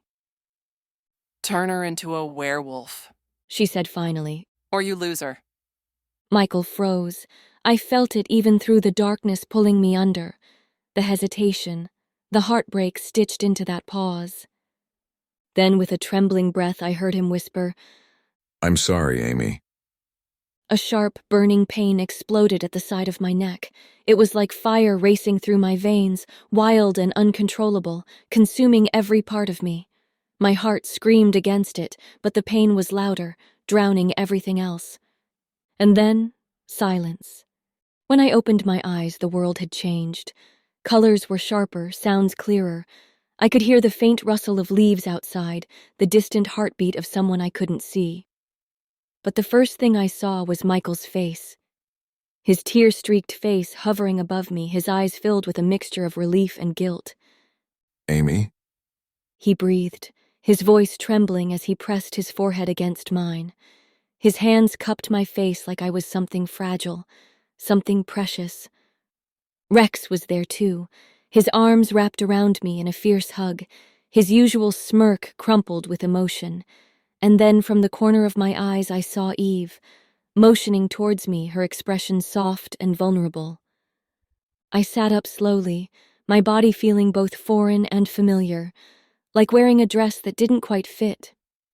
My heart felt heavy, not because of the transformation, but because of what I knew I had to do.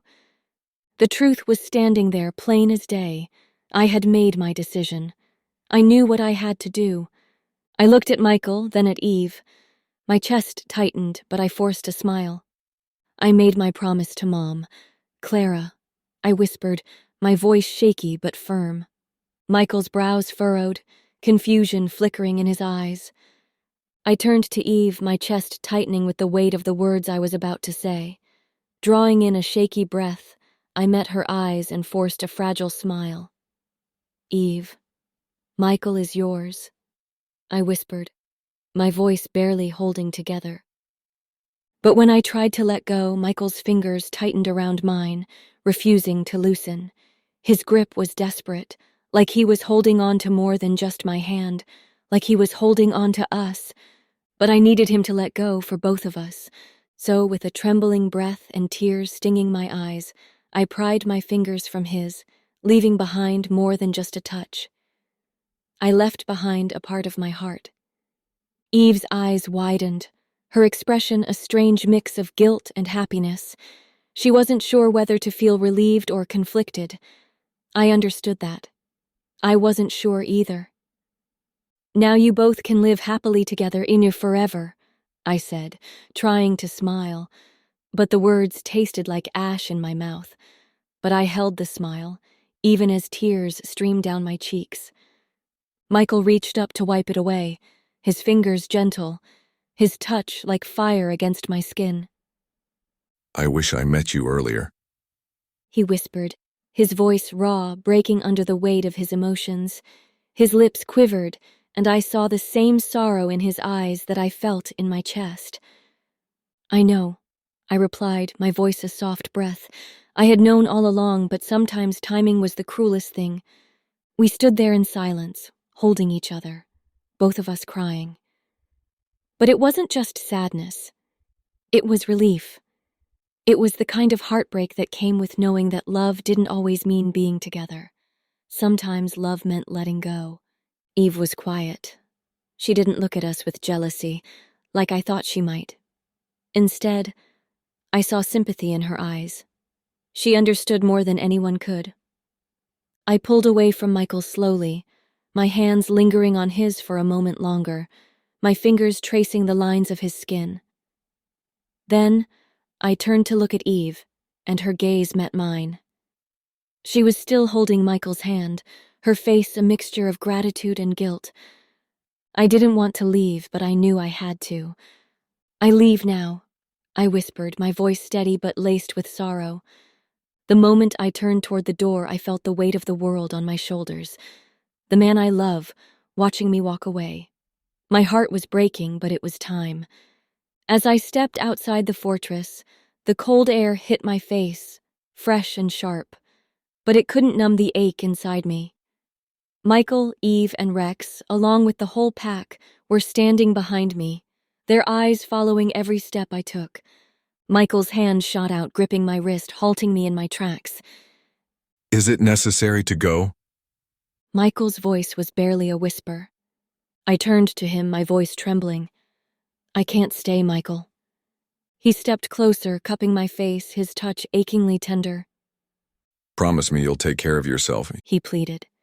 I nodded, though my heart knew I couldn't promise that. I'll keep visiting you, Amy. Give me that right, at least. He whispered, a tear slipping down his cheek. "Okay, visit when you both want to," I replied, glancing at Eve. Eve's voice was soft, carrying something unspoken. Our fortress is always open for you. Keep visiting. I nodded, forcing a hollow smile. Michael's lips parted like he wanted to say more, but the words never came. His eyes said it all. Grief, love, regret. I gave him one last look, then turned and walked away, feeling each step carve deeper into my heart. Rex, standing behind Michael, was the next to speak, his voice a little too loud, but it was filled with sincerity. Amy, marry me. I stopped dead in my tracks, my heart stumbling in my chest. I turned to look at him, and then I glanced at Michael, who had turned to face me too. His eyes were filled with confusion, pain, and something else. Something I couldn't place. Rex smiled softly, his eyes holding mine with a kind of quiet certainty. I know you love Michael, but let me take care of you. Let me show you that I can be the one to make you happy. I looked at Michael one last time. His face, the man who had shared my heart, my whole world, just moments ago, was now the one I had to walk away from. And it hurt. God, it hurt more than I could ever explain. But I was a woman of my word. I smiled at Rex, soft and tentative, before I nodded, my decision made. "I'll think about it," I said quietly. The silence that followed hung between us like a fog. But it wasn't an uncomfortable silence. It was the kind of silence that came with unspoken understanding, the kind that said everything without a single word. I turned and began to walk, my heart heavy with the weight of the choices I had made. And maybe, just maybe, I'd find peace along the way.